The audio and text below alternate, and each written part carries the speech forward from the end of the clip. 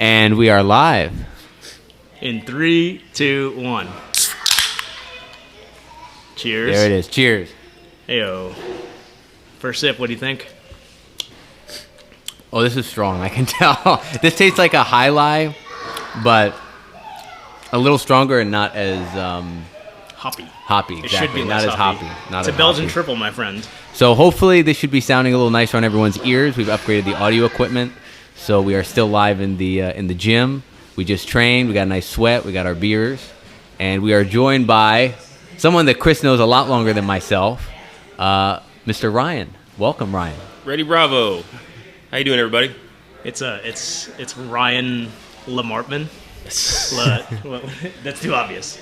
Chris is chiding me a bit because I changed my name when I got married. So it was Markman and it is now LaFrance. So Welcome. He's a black belt.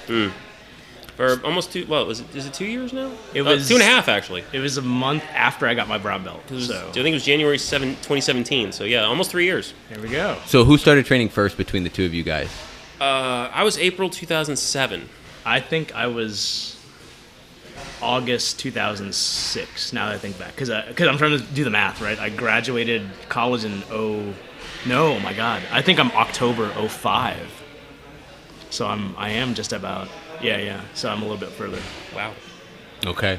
So he was like, what, a two-stripe white belt or a blue belt by the time? I think it was actually like because I started at a different gym that begins with a G and ends with a racy blah. So they do it purely on time, and at the time I was also training like twice a day too. So I mean, like mat time as well. But I think I was a blue belt that I paid for, mind you, after like 8 months or something. Not bad. It took me over a year, so not bad, man. So I mean, So whether is or not I that earned it, IBJJF legal? Like, is that? I don't know. I mean, I shouldn't have been teaching class today technically. So Yeah, if you go by their new standards of practice, no, he shouldn't have been. But. So, Chris, we talked about this offline, and you asked me to ask you on air to answer it. Ever since I've known you, whenever you train, within, I would say, 3 hours of leaving the mat, you've posted a check-in on Facebook, and you've tagged, I believe, everyone that you're friends with that was in class, yes. for the most part. And I wanted to know, was there a reason for this? And you said yes. So I'd like to hear that reason. Yes, there is a reason for that. Number one, for just being a friendly person, right? Like it's always good to be inclusive, and oftentimes I'll tag people who weren't in class, right? Sometimes I'm always in class, so I don't know. You what are you're always in class, but there's the whole sort of like buzzword that was floating around for a while, like the whole accountability partners thing. Like if you're familiar with that. It's basically just like calling people out if they're not training. So a big part of it is that, and just, offering people recognition for their hard work, calling people out for their not hard work. And honestly, it's good advertising for the gym. It's... See, I thought you were doing it to like combat dementia or something like that. I'm gonna like see my memory if I can remember everyone.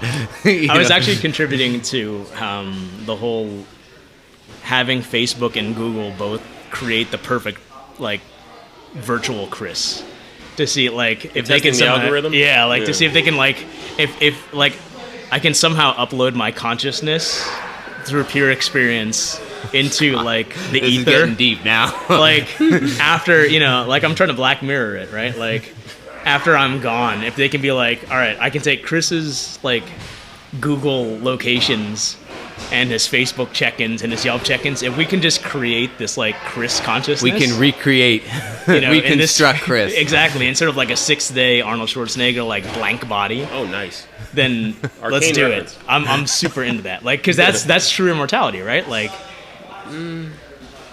are we going this way already? The thought is to be remembered for something. Then it is. Exactly, right? Yeah. Like, what better way of being remembered for something than to be there perpetually?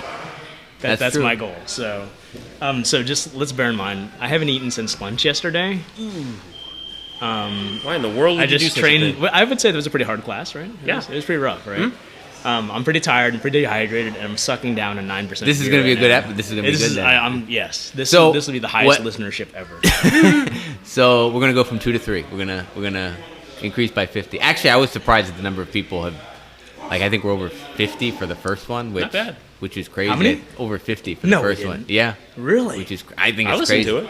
You know. So, Chris, you texted me last night that Ryan had sent you a podcast to listen to. He did. That I believe was 10th Planet related. No, actually, It wasn't. It was Malcolm Gladwell. If anybody's read any of his works, he did Outliers, he did The Tipping Point, he did Okay. Blink, and he examines a lot of like seldom looked at aspects of personal life, professional life, analytics of a sort. Okay. Yeah. Very cool. So, what did you get out of that, Chris?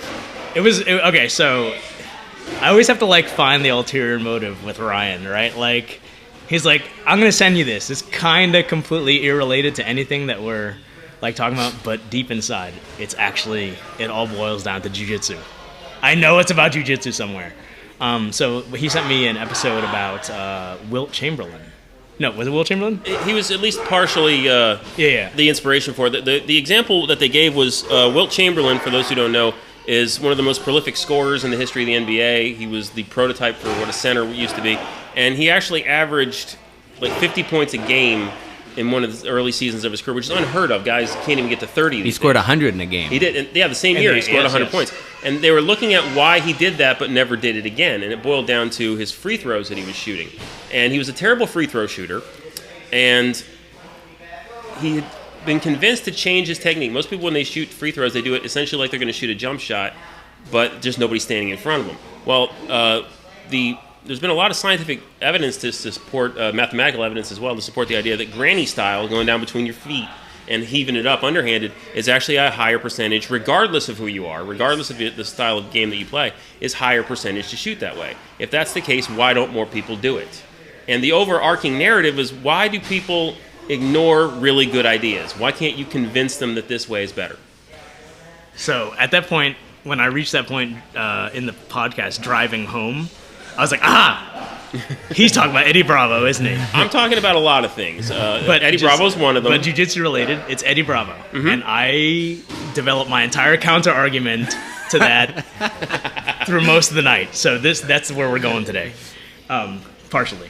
All right, so Eddie Bravo, right? Like, that's because you talked about how, yes, he defeated Hoyler not once but twice Essentially.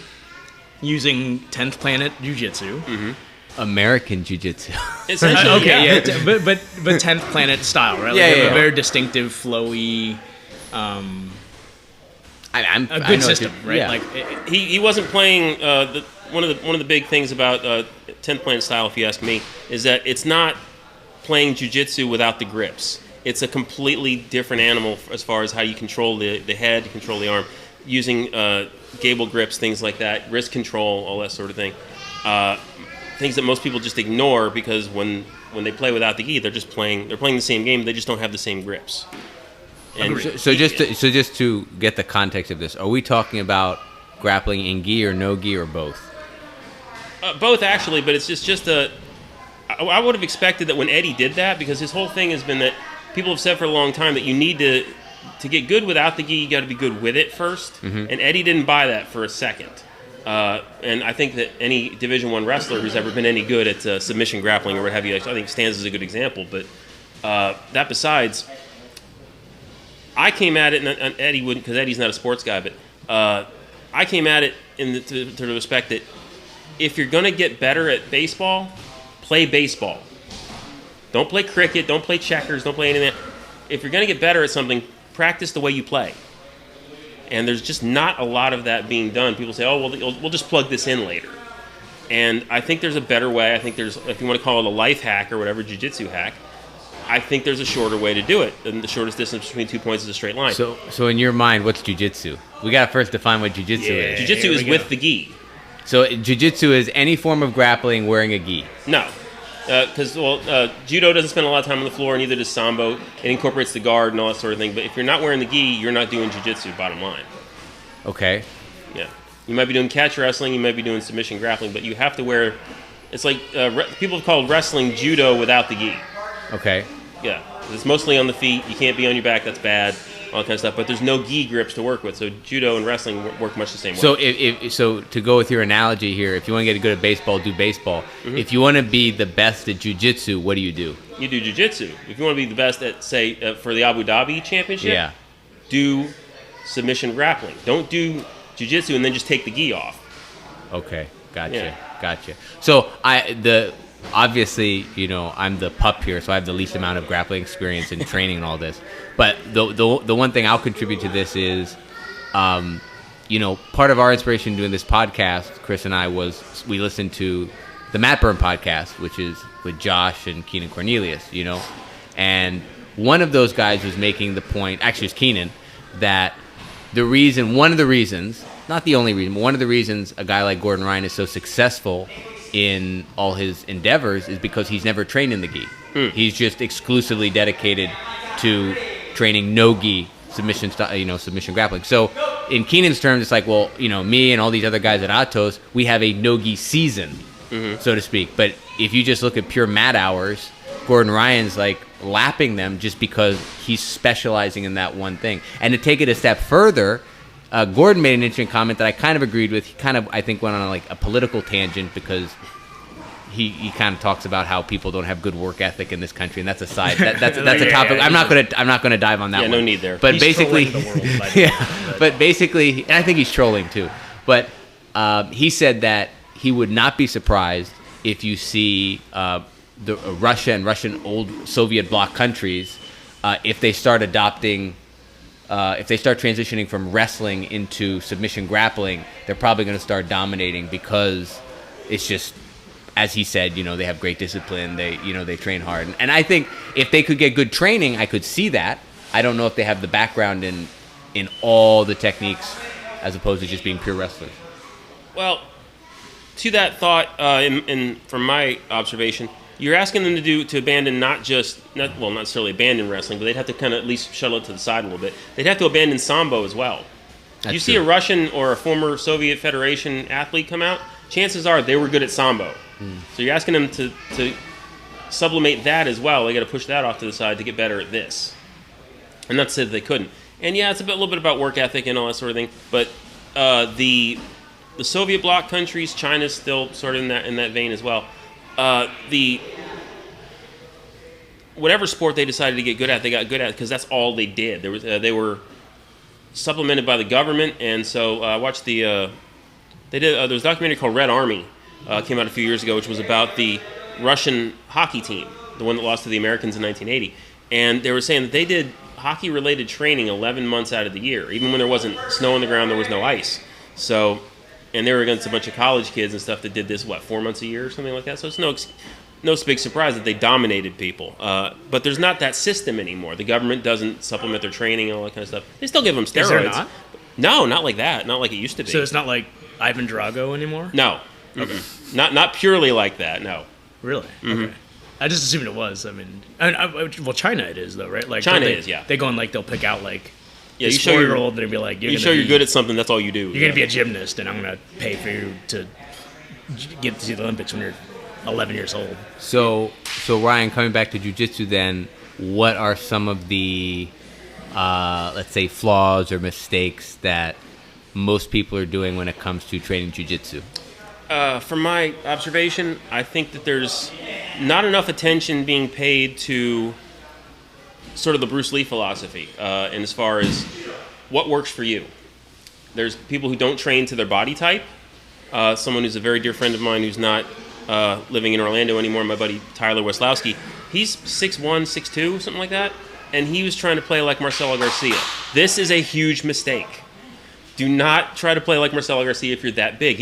I told him over and over, you should be playing like Roger Gracie does. Do the things that he does. He takes advantage of what natural gifts he has and all that sort of thing. And if you're not circling back around to Eddie Bravo, Eddie was not a guy who had the strongest grips. He was an athletic guy. That's part of what caused him to develop, fortunately for him he was a bit flexible, caused him to develop the rubber guard, which he actually sort of stole from something he saw Renzo Gracie do in a fight once. But he said, I can't do that, I'm going to do this. Why be the second best at anything? Do what you do well. I've said, and I even dropped it a bit when I got promoted to black belt. I've always felt that jiu-jitsu is as different as the person doing it. It all comes under the big umbrella of jiu-jitsu, and so this is all Brazilian jiu-jitsu or whatever, but I don't play like Chris does. Chris doesn't play like you do. None of us, I don't think, play like Paul does. There's influences there because that's who taught us, but purely so, no. And it would be ridiculous to try to do so because we're all different sizes. So at what point, I don't disagree with anything you're saying. The one thing that comes to mind for me is when a new person starts jiu-jitsu, and I can even, use myself as an example, even as a blue belt, like I feel like this is the just overload of information time. Like I'm learning all the advanced guards, I'm learning more passing techniques, I'm learning all this stuff. When I was up in Maine on doing a podcast up there, they asked me, well, what do you like to do? What's your game? I was like, dude, I don't know what my game is. Like I'm still learning. I'm still onboarding, so to speak. So, do you think there's a point at which someone should start developing that, or do you think the instructor needs to foster like, okay, this is the point where you need to start experimenting and find what works for you? Because I feel like a total beginner or even a blue belt needs just to be told stuff, just to learn. Because I don't know any better. It's not like I have a background in wrestling where I have some notion of control and pins and that sort of thing. So where does someone make that leap and start figuring out what they like to do and cultivate that, in your opinion? Well, for me, I actually started, because I was a junkie for professional wrestling. I was a junkie for any kind of grappling, really, before I ever started doing jiu-jitsu, and I was watching the UFC and saw what those guys were doing and what worked for them. And so I already had, going back to when Sakuraba defeated Royce Gracie, and I was like, how in the world did he do that? Because the Gracie name was tantamount to invincibility at that point in time. This is 2000, so showing my age actually on that one. But and I wanted to know what he did, and I broke it down. I thought analytically and stuff, and there was a lot of work with grips, especially the double wrist lock grip. As soon as somebody took his back, even Royce Gracie, he wasn't afraid. That's the Kimura grip for non. That's the Kimura grip. Non-jiu-jitsu folks. He wasn't for jiu-jitsu folks. Sorry. He wasn't afraid of Royce taking his back because, well, I've got control of his arm. If you're gonna try to advance your position, you gotta let go. And now I've got this. I might break your shoulder with it. I said that's got to be sort of a cheat code right there. That's my contra extra 10 guys thing or something. So immediately, 30 guys. So from the time I started doing jiu-jitsu and I found myself on my back, guy puts his hand on the mat. I control his wrist. I go over the top. I've got control of the double wrist lock grip. And if he wants to come up me, he can, but he might sacrifice that particular. He's only got one arm to do it with, and he might sacrifice his arm to being submitted if he's not careful. Especially because I'm not very good. I can't get out from underneath him. This is when I'm brand new and all that. So that was one of the first steps along the way. Now, I'm not saying that everybody has to do that from day one because everybody comes at it from a different position. I think probably by the time that you're a blue belt or a purple belt, you should have a pretty good idea as to what works for you. And it's about being inquisitive. I was always looking at different books by different guys, Saulo Ribeiro, all those people like that. Looking at different stuff that was on YouTube, which was practically brand new at the time. And the jiu-jitsu community was very helpful in uploading a bunch of training videos, a bunch of different technique videos, showing different things that we weren't doing in class. And I said, well, okay, some people would say this is outside my realm of expertise, but that might work for me. And particularly as it related to a lot of the 10th Planet stuff I still do today. Somebody asked me this week, who taught you how to do the twister? The answer is me. I taught me. I've been doing this for over 12 years. Still, no one has taken me aside and said, this is how you do it. I figured it out. So if I'd waited around for somebody to show me how to do it, I'd still be waiting right now. Do you feel, because I know like you and I have sort of differing opinions about, like, because you approach it from a very catch wrestling like philosophy, and I approach it from probably the most pure jiu-jitsu philosophy in our academy right now, where I just believe jiu-jitsu, right? Like the idea of position before submission.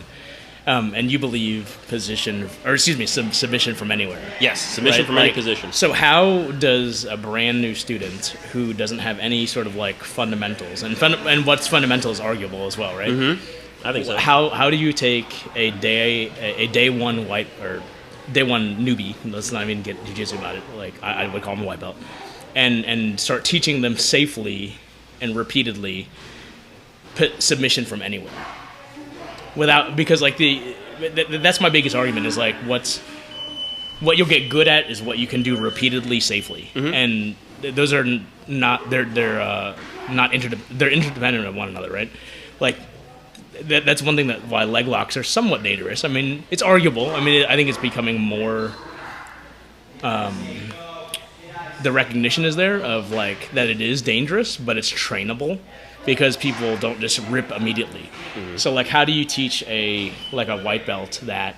Day one, like in my opinion, you have to teach them position first, right? Because you can't secure a submission without controlling the torso, the limbs, et cetera, afterwards. Control is whether you're talking about catch wrestling, whether you're talking about 10th Planet style, whatever it happened to be, even into judo or sambo.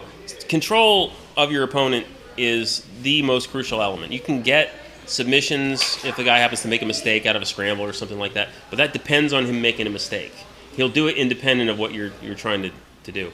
If you've got control of them, then you can force them to make a mistake. So that's the most important thing. Get confident in certain positions. Get comfortable in certain positions. Get comfortable on your back. Don't be afraid to be there and all that sort of thing. And then you can start learning. This is something that, in my estimation, they still don't do very well, at least as far as I've seen. Submission chaining is very important. You should be able to go all the way up and around the entire human body without losing contact with your opponent. You can go from the leg all the way up to the head, back around the other side without stopping touching them. And I don't know too many people who can do that. And maybe, okay, so like maybe it's a sort of like survivor bias in this effect. I'm going to use, like, can we all agree, just amongst three of us right now, and our listeners, that ADCC is the paramount of whether you want to call it grappling, jiu-jitsu, submission wrestling right now? That's probably of no-gi. Yeah. Of no-gi, of no-gi, yeah, okay. That's the big because like block, we can't. yeah. It's hard to get into rule sets and whatnot too. But like, so let's just agree. Then in my question is, why are there not more 10th Planet trained folks winning ADCC? Well, there are guys. That was been a long standing argument about. If you see it on the internet at different forums and stuff. There used to be none. It was like Eddie and then a bunch of guys that are disciples of his that still haven't done anything yet. Now there's getting to be more and more of them. Yeah, like Gio was in the last one. Right? Like, and like Nathan Orchards made some noise and things like this, and it's getting to be. Part of it was him spreading his network and stuff. Guys would take off and then go start their own school somewhere and stuff. And if you're doing that way, you can't devote as much time perhaps to training as you want to. But it's an excuse of sorts, I'll agree, but there needs to be more time given to the proliferation of it, because you're still getting people coming from other. They're trying to dominate other styles as well. There's still people coming in from college wrestling. There's people coming in from sambo, all that kind of stuff. There's still room for those guys too. Okay. So like so right now you're saying because a lot of the elite athletes tend to gravitate towards the better performing schools. Mm-hmm. So like that's keeping those better. Like so, okay, so all things equal, right? Let's say like Kenyon Duarte, whatever his name is. Kynan. Canyon, whatever. I don't speak Portuguese. If he were to go, in your opinion, he goes to 10th Planet Freaks, or he goes to Gracie Baja. Mm-hmm. Is he going to perform, like, given the same amount of time, all things equal, he qualifies for ADCC? Where's he, if they're a clone of him, which one does better in ADCC? The one that buys into the system better. I was going to say, based on what he said, it's like who the system fits better. Mm-hmm. You know, it goes back to your whole thing, Chris, about like jiu-jitsu is an expression of one's personality, and along with Ryan's, it's also an extension. If the person's pragmatic and doesn't have too much of an ego about it, the jiu-jitsu is an extension of their personality and a recognition of what their body type and what their physical capabilities allow them to do. You know, it's like you're not going to see a guy with stubby legs and stubby arms. No offense to those guys.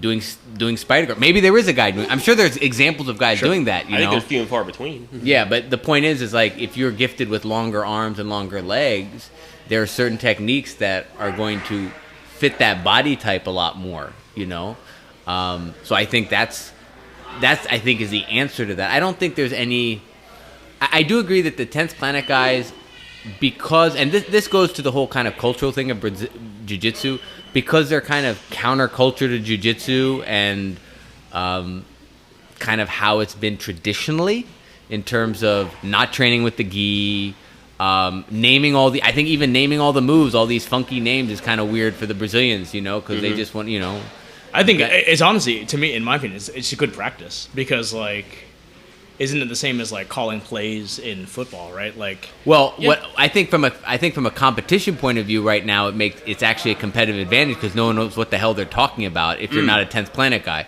I think from a from an educational standpoint, I think you could come up with names that have a little more logical significance to the positions. Sure. It's like Newton, electric chair. Okay, what electric chair could be. Like someone said, electric chair. Nothing pops into my head. What pops into my head is, but as long as we can like all the Green agree Mile. That's what pops into my head. But as long as we can all agree on the term for the definition. Oh, absolutely. As long as we can all agree on that, then it's good, right? Absolutely. Because like that's the key to like. And passing they on actually, when I if I'm on scrolling through Instagram and I'm seeing these things pop up like a 10th Planet thing, it's like, to their credit, every position has a name. Yes. Mm-hmm. Whereas we're out there and we still haven't named what that position is when you're in De La Riva guard and you kill the first hook behind your leg, which is where we start. Like for me personally, right now, like when I try to pass De La Riva guard, I kill not the hook side, the far leg side that's on my thigh or my hip. I push that between my legs and I squat over it and I try to knee cut, or I try to cut to the other side or whatever, float pass, whatever you want to do. We don't have a name for that. I have a name for that because I also... Okay, what do you call that? I call that headquarters. Okay, so that's from Lovato. I saw Lovato call that the headquarters I call headquarters position. But we don't call that. And we would agree that universally that's not a name like De La Riva is, or reverse De La Riva. That's not an established position. So there are all these like... I could call them intermediate positions, but it's like we're in them so much, but we don't call them that. So to 10th Planet's credit, like I saw these guys go from rubber guard to what looked to me, the untrained eye, the same as rubber guard, but they'd switched like a subtle grip. They called it something else, and I was like, "Oh, yeah, well, what's like New York position or the meat hook or something." Yeah, exactly. I heard meat hook in there and stuff. So to that, I think it's good because. So is it that 10th Planet is just a better system of learning, and passing on knowledge, or is it just a better system overall? Ryan? No, it's not better because it's not going to suit certain people. Like I wondered, and I think this does make some bit of sense. I wondered why there were certain people, not just in MMA, but certainly people who came from other fighting arts to come to Jiu-Jitsu and were struggling with certain aspects of it, particularly people who came from like a striking art or what. And for my observation, it was because when you train at anything, whatever sport it happened to be, or especially in this case a fighting art, you're essentially learning a language. Yes. And as we know, certain languages like English is a Germanic-related language. Then there's your Romance languages. All of them are Latin-based and stuff. So if you're going to learn French, learning Spanish isn't too hard after that. Agreed. Which is why I don't give much credence. People are like, I speak 7 languages, and like it's Spanish, Portuguese, and Italian. Like I'm like they're pretty simple. A lot of crossover. But if you're trying to get somebody who was a black belt in Taekwondo or whatever, and you're trying to teach them Jiu-Jitsu, that's a completely different language. They're a striker first. They're trying to communicate different things in their brain to their limbs and stuff, and their first instinct is to hit you.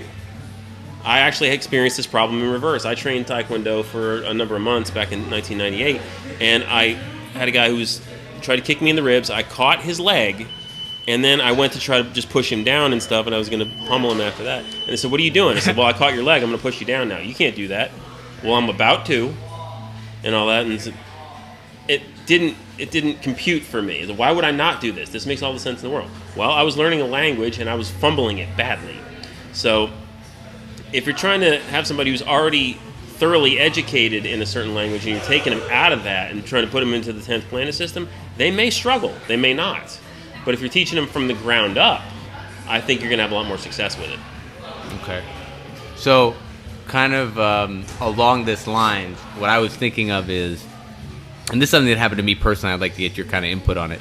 There was a period of time where I felt as though on the mat rolling, people had to do jiu-jitsu. Meaning, it was like when I would go with a white belt and maybe they had wrestler tendencies and they would just stack me in my guard. And they wouldn't do much. They'd just stack me in my guard and I'd be uncomfortable. I'd be sitting there like, I'm thinking, what the hell are you doing? But I had a realization actually talking to some people that there's equal validity in that as jiu-jitsu. And I actually, like, I bought into that. Like, I was convinced on that. So, but what I do think is there is a tendency among some people, not all, to almost, I want to just use the word get offended or get annoyed or get miffed if someone's doing, let's call it, some sort of anti-jiu-jitsu. Oh, you're not doing grips. You're not playing spider guard. You're not playing De La Hiva. You're not playing, you're not going through the positions we learned in fundamentals, which is fine. Like, I understand, like, we're learning jiu-jitsu. We're learning those positions. We're losing guard, mount, side control. But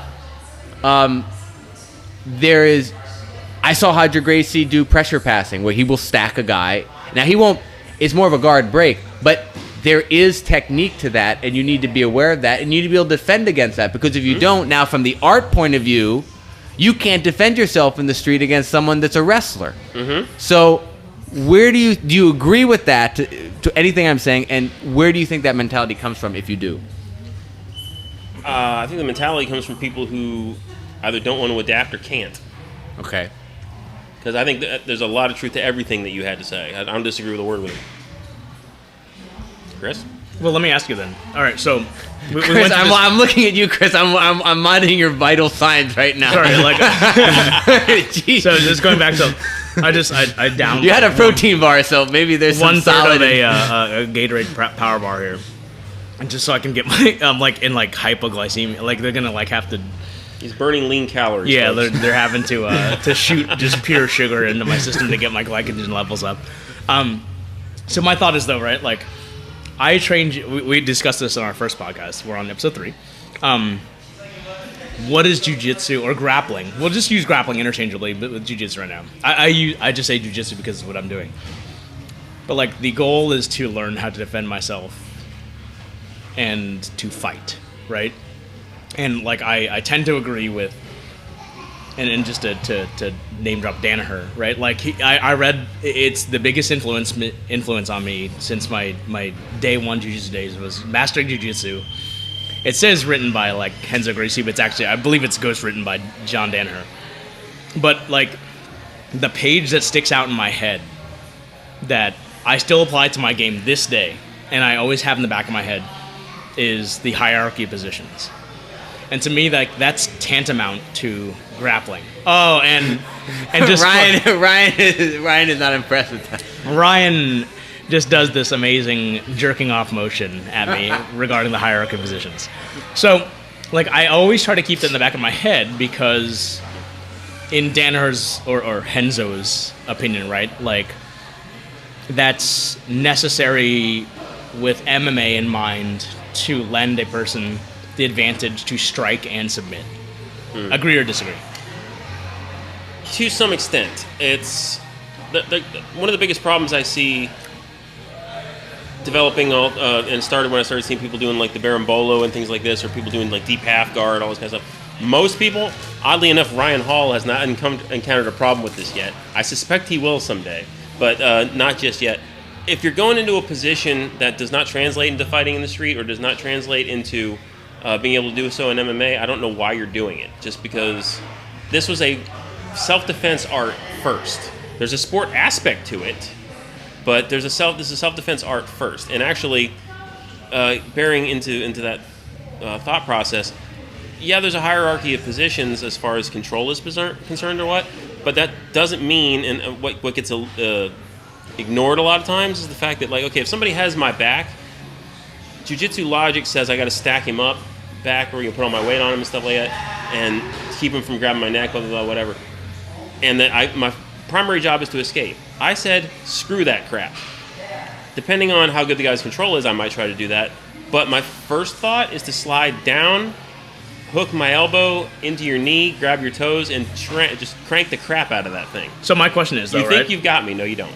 I agree, right? Like, but I would argue that the person who's going to get better at it any technique for that matter, is the one who can train it live more often. Yeah.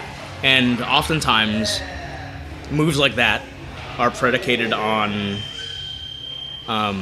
catching somebody off guard, which is always a good tactic in any sort of like self-defense, right? And also is predicated on the execution with speed, which can often lead to injury. So you can't train it as often with precision because of the potential for injury. There is that aspect to it. There can be if you're gonna rip something like that. But the same can be said to a Kimura. The same can be said to an Americana or an armbar. If you rip that stuff, no matter what context you're in, somebody's going to the hospital and is going to be in dry dock for 8 to 12 weeks. I always, whether I'm doing a heel hook or anything like that, anything concerned with that, I always do so slowly because, one, I don't want to slip my grip. If I do it quick, he might just slip right out. So I maintain my control on the grip first, and I gradually apply pressure because, well, if I've got it, he ain't getting out. And two, if I don't have it, it's going to annoy the crap out of him, and he's going to move. So there's going to be a pain compliance element to it, and that allows me to do it a lot more safely. I've never injured anybody doing something like that. Agreed. Which you do very well. Would you argue though that, and I'm going back to the jiu-jitsu versus catch wrestling thing because it's just fun. Is why aren't there more successful catch wrestlers in we're stepping away from 10th Planet because we can all sort of agree that like 10th Planet is ultimately a branch of jiu-jitsu. Yeah. Why aren't there more catch wrestlers successful in grappling competitions like ADCC? There's not that many guys who are gravitating towards it yet. The numbers are, for whatever reason, still pretty low. Like there's Josh Barnett and who? Like I'm saying this far. Rhetorically, and agreed. Yeah, he's the biggest name in it. People know that name. There's other guys and stuff, and I'm very familiar with them. I actually know some of them personally, but Orlando's a good-sized market. It's okay, name drop, man. That's how we get listeners. I don't have enough time to go into all their names, but there's also been a bit of a pissing contest between some of those guys. Like I think was it Gordon Ryan? Somebody was saying that like his wrestling is of such a level that somebody can't take him down or whatever it is. And there's a number of catch wrestlers on the forum that I'm on like I'll do it and all that sort of thing. There was like a bet between them. Let's just go ahead and let's say Gordon Ryan said that to all catch wrestlers. Well, I mean they had that. They organized a tournament between Nicky Rod and. Not the name slipping, but he's an Olympic wrestler. Yeah. And the Olympic wrestler teched him. You know what I mean? But that's all rule set. You know what I mean? Yes. That was all dependent on rule set. Kind of going back to what I said, and I think I can state what I was thinking better. And this kind of goes what Ryan introduces. And the thing I want to say is what I appreciate, and I'm not saying this because he's on, and I'm not trying to be confrontational because Chris can say I have no problem with confrontation. You know, I will stir things up. But what I appreciate about whenever Ryan teaches is whether or not I'm going to apply his techniques, which are more, let's say, catch wrestling, because he can do Brazilian jiu-jitsu techniques. But a lot of times, if he has the opportunity, he's going to show us more catch wrestling style stuff. What I appreciate about it is whether or not I choose to apply it in my game, I'm at least aware of it. So if someone does it to me, I feel it, I know what that feeling is, and I know that I'm in danger if I allow them to continue. If they start to chicken wing me, I'm in trouble, so to speak. You know what I mean? So in that respect, I really appreciate it. And I think the best way to describe kind of what I was saying earlier is I had a conversation with a white belt a few months ago, and the guy was somewhere else, and he had been training jiu-jitsu, let's say 8 months, maybe longer, maybe let's say he'd been training for 8 or 9 months, and he couldn't get over that he grappled with a high school wrestler and he got toyed with. He's like, but I know jiu-jitsu, so I don't get it. And I think that because jiu-jitsu has been marketed as the art, like this is the superpower, which it is. I think in a way, I think it is like you can, as a smaller person, you can do things to larger people that is when you first do it very empowering and very cool, but you can't deny the effectiveness of wrestling. You can't deny the effectiveness of other grappling arts. And to just think because you do jiu-jitsu, you're on the winning team is a naive one. You don't have to practice the other arts, but you have to be aware of them, because if you're in the street, let's go street argument. If as a jiu-jitsu player, if I'm in the street and I want to pull guard with a wrestler, am I fucking insane? Like, Yeah, I'm but fucking that's the thing, insane right? right now, right? Unless you're really good at leg locks, yeah, you are. Unless you're really good at leg locks, or you're really good at sweeps, right? Like, because isn't the idea behind, because what are the 3 S's from guard, right? You can Okay, I'm sorry. I'm going to interrupt you right there. If I'm in a street fight, I am I'm not not pulling guard. I mean, I am Yeah. trying to take that guy down. Even though I suck at wrestling, I'm still trying to take him down. I'm trying to be on top. Agreed. Okay, agreed. like, I'm just saying. Well, yeah, go ahead. Can I interject on that right there? This is to me, we're going to a different thought process. I'm not saying that you're wrong. You're not. You do, no matter what position that you're in a street fight, no matter who your opponent is. Yeah, you want to be on top of them. You want to take them down. But what everybody, in my estimation, seems to neglect and forget about, if you're against a guy who's either just really, really big, because it might not matter if he's not trained at all. Sure. If he's 350 pounds, I might have trouble taking him down. Absolutely. Yes. Well, don't bother. Submit him on the feet. Yeah. Submit him on the feet. Crank the crap out of his neck or something. Don't bother trying to engage him there. But I think that's one of the beauties of Brazilian Jiu-Jitsu. Maybe I'm just like a Jiu-Jitsu apologist at this point, right? But like,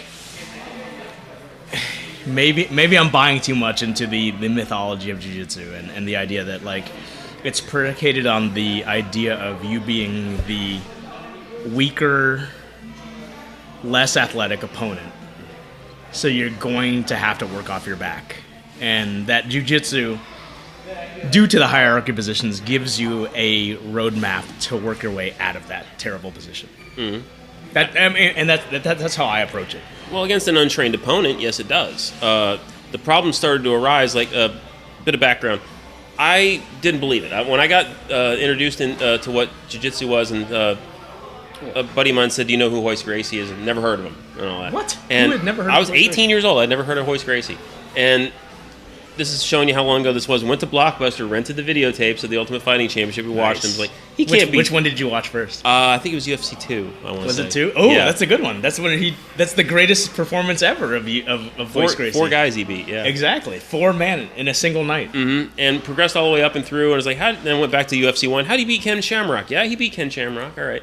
And With then a gi, mind you. he did. And then all the way down to when he beat Dan Gi Severn. fried. When he beat Dan Severn, that's what sold me on it. Because Dan Severn was on top of him the entire time. He outweighed him by almost 100 pounds. And he had him in position for 10 minutes or something like that, where nothing was happening, nothing was working and stuff. And the announcers even said, "No, there's nothing there, there's nothing there." And then all of a sudden, Dan's hand was tapping the mat. And I went, what the hell did he do? What did he do? 'Cause He was I'm not fine a second ago. What happened? Well, it was I a remember this. Go ahead. It was Go a ahead. triangle Go choke. ahead. Say it. triangle. Yeah. It was a triangle choke. Senkaku for the win. Which, if people are longtime practitioners of jiu-jitsu or what, probably the first time anyone saw a triangle choke, didn't know it, 1987, Lethal Weapon. Oh yeah, Mel Gibson. Was Mel doing- Gibson. Yeah, and do you know who was the technical advisor on that? Hickson or something. Orion Orion Gracie. Gracie. Yeah. Did it to Gary Busey. So, Guys. I have to do the Henner. but he had done it. Jiu-Jitsu. I love Henner. For the record, I love Henner.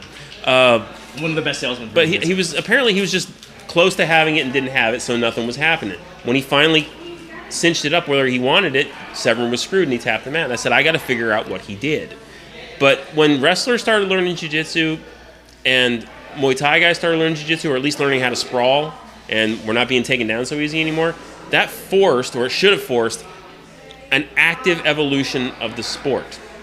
And jiu-jitsu, not that it hasn't evolved at all, it certainly has. I don't think it's evolved enough and not in the right directions. Boo. Well, I'll say this, and this is again coming from just going on 2 years blue belt, so I understand like I'm not the most educated opinion here, but I will say this: I think jiu-jitsu is a very young and immature sport, and I say that with all respect. When I say mature, I don't mean that in a bad thing. I just mean there's a lot of growth that can By happen. definition of time. Yeah, but from time. Wrestling is like the original Olympic sport. Mm-hmm. You know what I mean? I'm not saying it's fully solved, but man, that is a mature sport. And when you go to a wrestling class, if I walk in to day one, I'm with Daniel Cormier, or I'm with any top. I'm going to use MMA guys because I'm more familiar with MMA. But if I go to DC, I'm like, DC, teach me wrestling.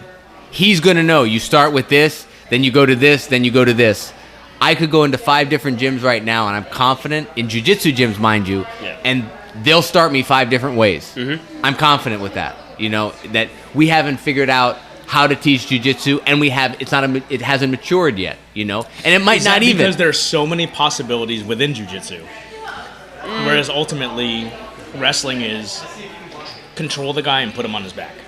There's one end goal. There is one objective. However, there's different. If you know anything about funk style wrestling, which Ben Askren did a lot of, that's the Olympics that way. There's a lot of leg riding, things like that. There's guys that will just go and do like a Alexander Karelin and stuff on your ass and all that kind of stuff. Or Brock Lesnar as successful as he was, the NCAA 2000 wrestling champion.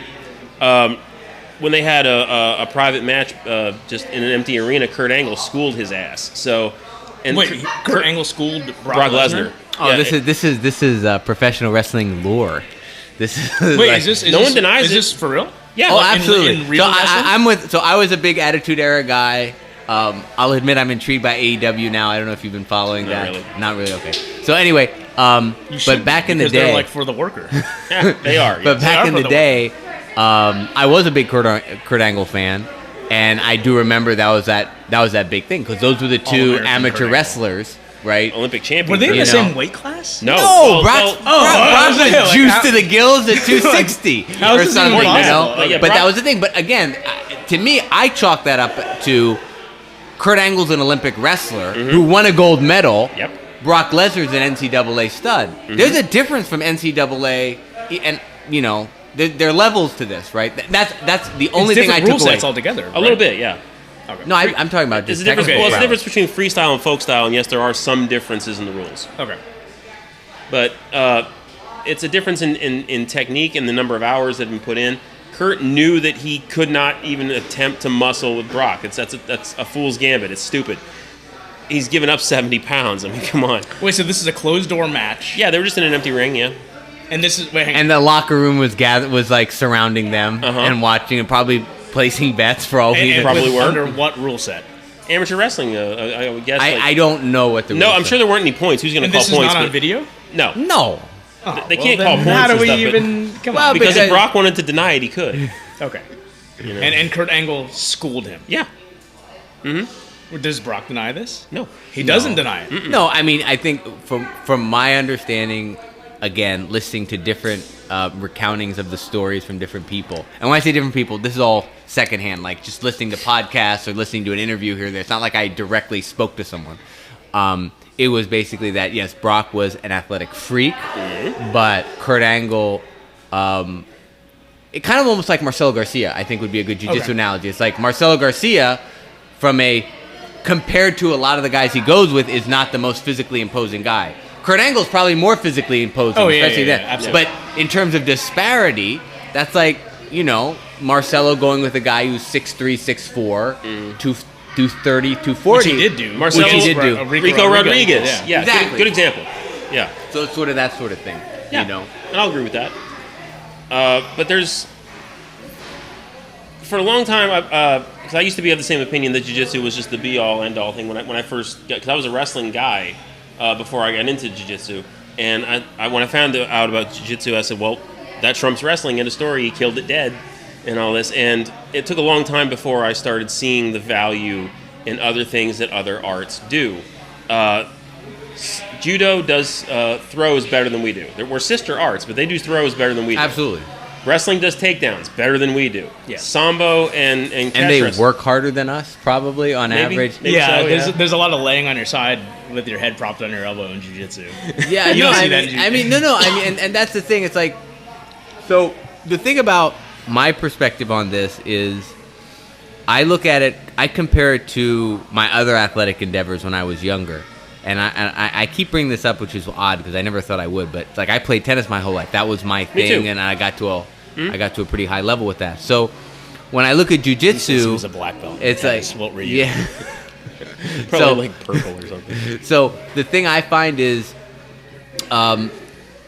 you can't be like, I can't lie to myself and say if I'm the best jiu-jitsu practitioner, then I've solved the riddle. Like if I want to just be a proficient grappler, I need to incorporate the cardio and work ethic of a wrestler, the takedowns of a wrestler, the submissions of a jiu-jitsu guy, the throws of a judo guy. Like If ideally I could practice all three equally, sure, but there's only 24 hours in a day and what we can dedicate. That's like flicking me off in English. I think that's the one thing that I've noticed is that jiu-jitsu, sometimes we fall into the trap of jiu-jitsu is the end all be all, that's all you need to know, and jiu-jitsu will take you a long way, but I think it's disrespectful to the other arts and also kind of deluding yourself not to learn, at least just for awareness sake, what the other arts are doing, because there's some effectiveness. If they weren't effective, they wouldn't be doing them for hundreds of years. But it's all doing jiu-jitsu, Noah. It's all jiu-jitsu. Well,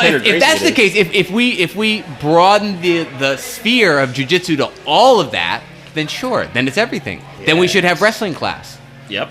But guess what? This is the reality, and I've asked Paul this.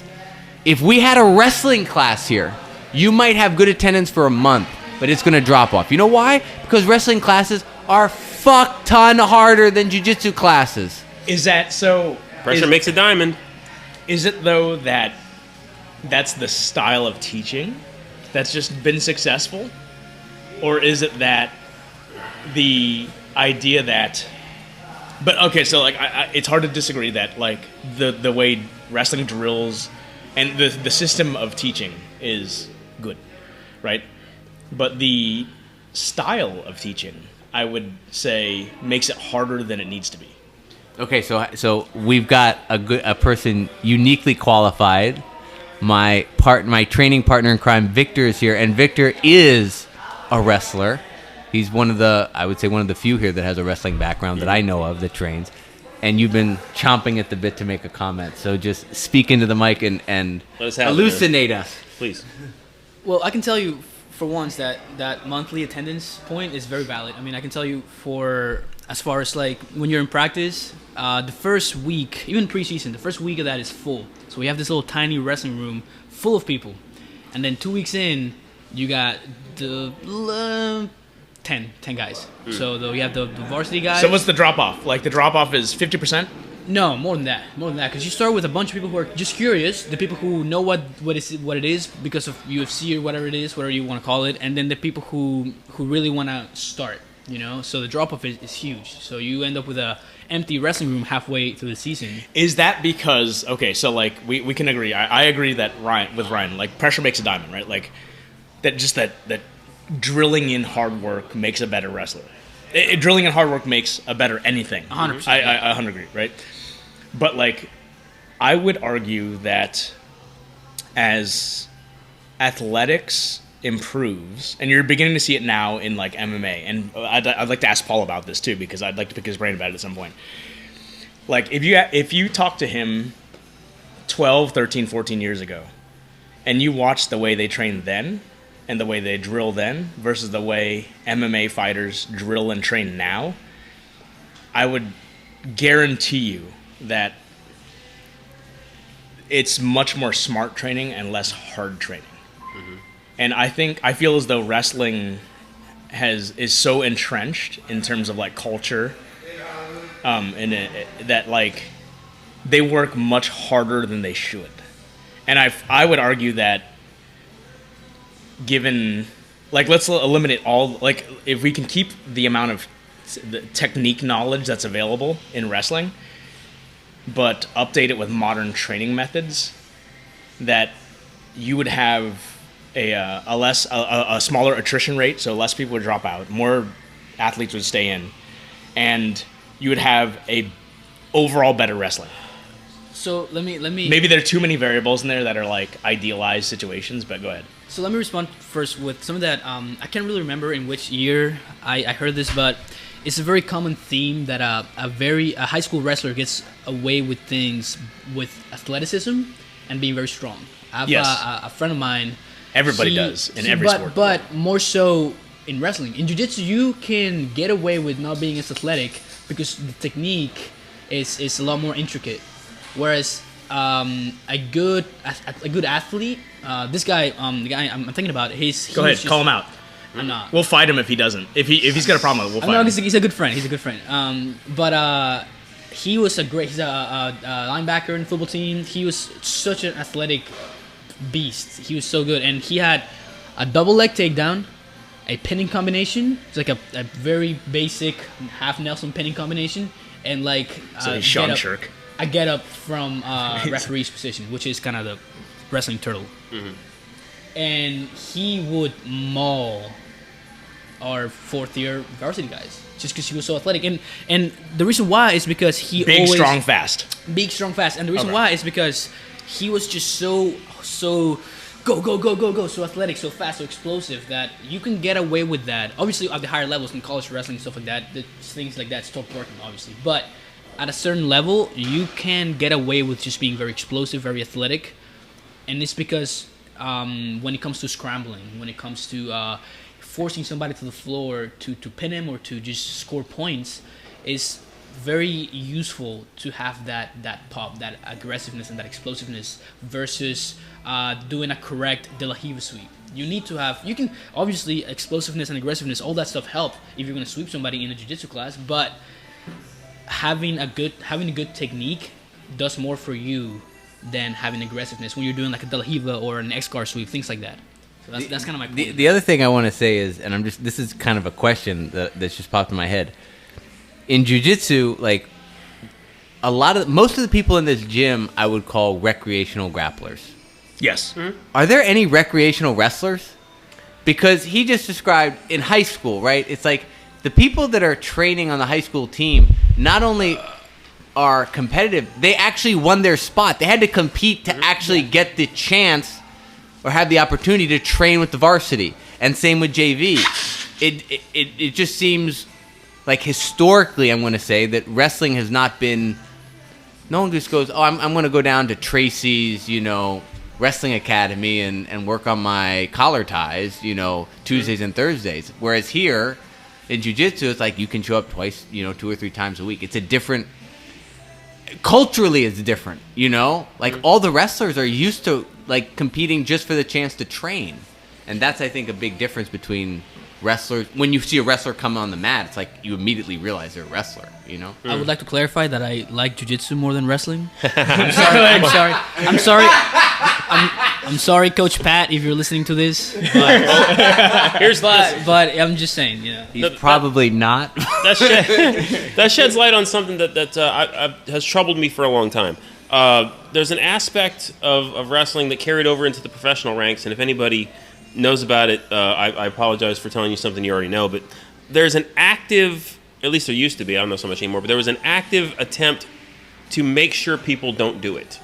If you came out into a professional wrestling gym, and we've got a pretty rich history of that here in Central Florida, over in Tampa, actually. A lot of wrestlers came through there with a lot of amateur-style backgrounds, things like that. Hulk Hogan came out of there. Lex Luger came out of there, trained by Hiro Matsuda, a shooter from Japan. And the first thing they did to Hogan when he got there, 6'8" as he was and 200-something pounds, they broke his leg to see if he'd come back. They actively discourage you from doing this because they want to see if you're mentally tough enough to do it. We don't need anybody weak on the mat.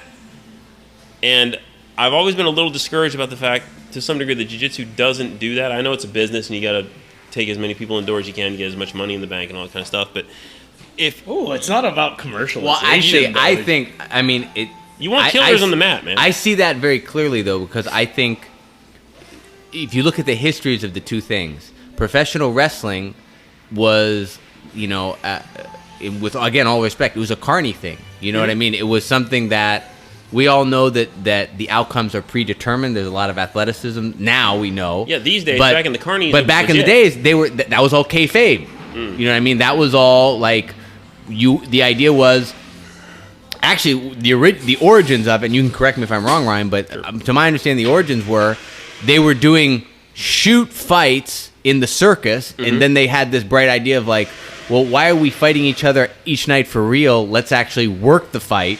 And that was sort of the origins of it. So at that time, not only were they trying to weed out the tough guys, they were weeding people out because the people they were going to accept they were accepting into an inner circle, into a secret, and they were going to smarten them up and say, this is actually how we do things. It is a work, meaning we are working with each other. We're not beating the shit out of each other. Conversely, what's jiu-jitsu in America? It's the Gracies teaching rich white guys in Southern California private lessons all the time. And if you were one of Hickson's, and people are probably going to hate me for this.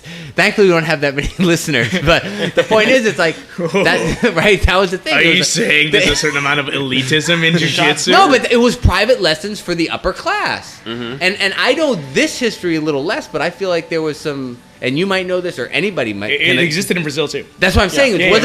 Wasn't there some fracturing of the Gracies where some person wanted to go into the favelas and teach it? Our lineage, Carlson Gracie, was the one who was more open to teaching everybody. Okay, so that's my thing. So I think a lot of that mentality of weeding people out versus not comes from the historical significance of one was trying to protect the business, so we're gonna select the people and make sure they're worthy, versus we want to cater to the people with money and teach it to those guys. Those first black belts, American black belts, a lot of those are well-off dudes. Yeah. They weren't necessarily athletic freaks. So I think that's kind of where that came from.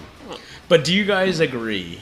Would you guys that the idea of jiu-jitsu or grappling in general, right, is to provide the athlete or martial artist, whatever the hell you want to use. I use martial arts because that's what I grew up in. The tools and abilities to overcome a bigger, stronger, more aggressive opponent. I would agree with that, but I would like to make a point to what Ryan said about waiting out. It just depends on who you're catering to. Like if you're catering to somebody who's strictly looking for self-defense, like you're saying, able to defeat a larger opponent, then you don't really need to be a killer. You just need to know enough to defend yourself and to keep somebody off your guard. I mean, Coach Paul makes this point the whole time. If I'm in an MMA fight, I'm losing, but if I'm in a street fight, I'm winning because I'm not getting my head caved into the concrete. So to that point, yes, if your goal is to go in the street and be aware of the things that people can do and be aware of your own body to defend yourself, then yeah, I would agree that that's kind of the point. But it's just depends on who you're catering to. So you want to teach somebody, Alexia. Let's chime in here, right? Did I get it right? It is Alexia, right? Score one. For the record, there are like 4 or 5 females in our gym, all of whose names begin with Alex.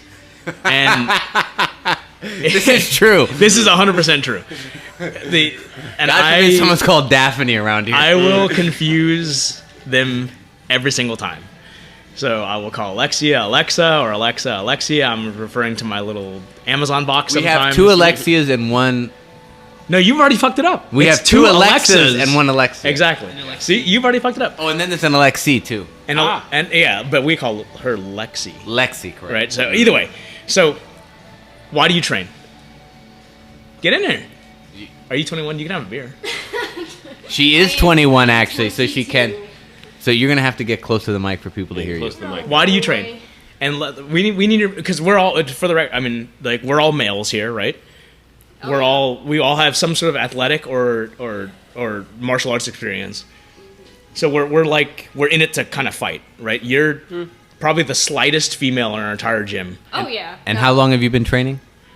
Well, just for context, I'm about 5'2", shy of 100 pounds. Shy. So, shy mean over or under? Means under. Under, okay. Under, yeah. Okay. Depending on the day. I would say I train several different reasons. A lot of them are going to overlap with yours. The community. It's great for confidence. It's great for self-defense. It's a lot of the same reasons, except for just wanting to win a fight. That's not me. I want to survive. I want to be able to defend myself and get away if I'm in that situation. For me, I don't... Do you feel as though jiu-jitsu, in your experience so far, almost a blue belt, has given you the tools to do so? Yeah, absolutely. Like, I'm definitely more confident when I go out at night. Me, 2 years ago, could have used the skills that I have now. Really? Yeah. Okay.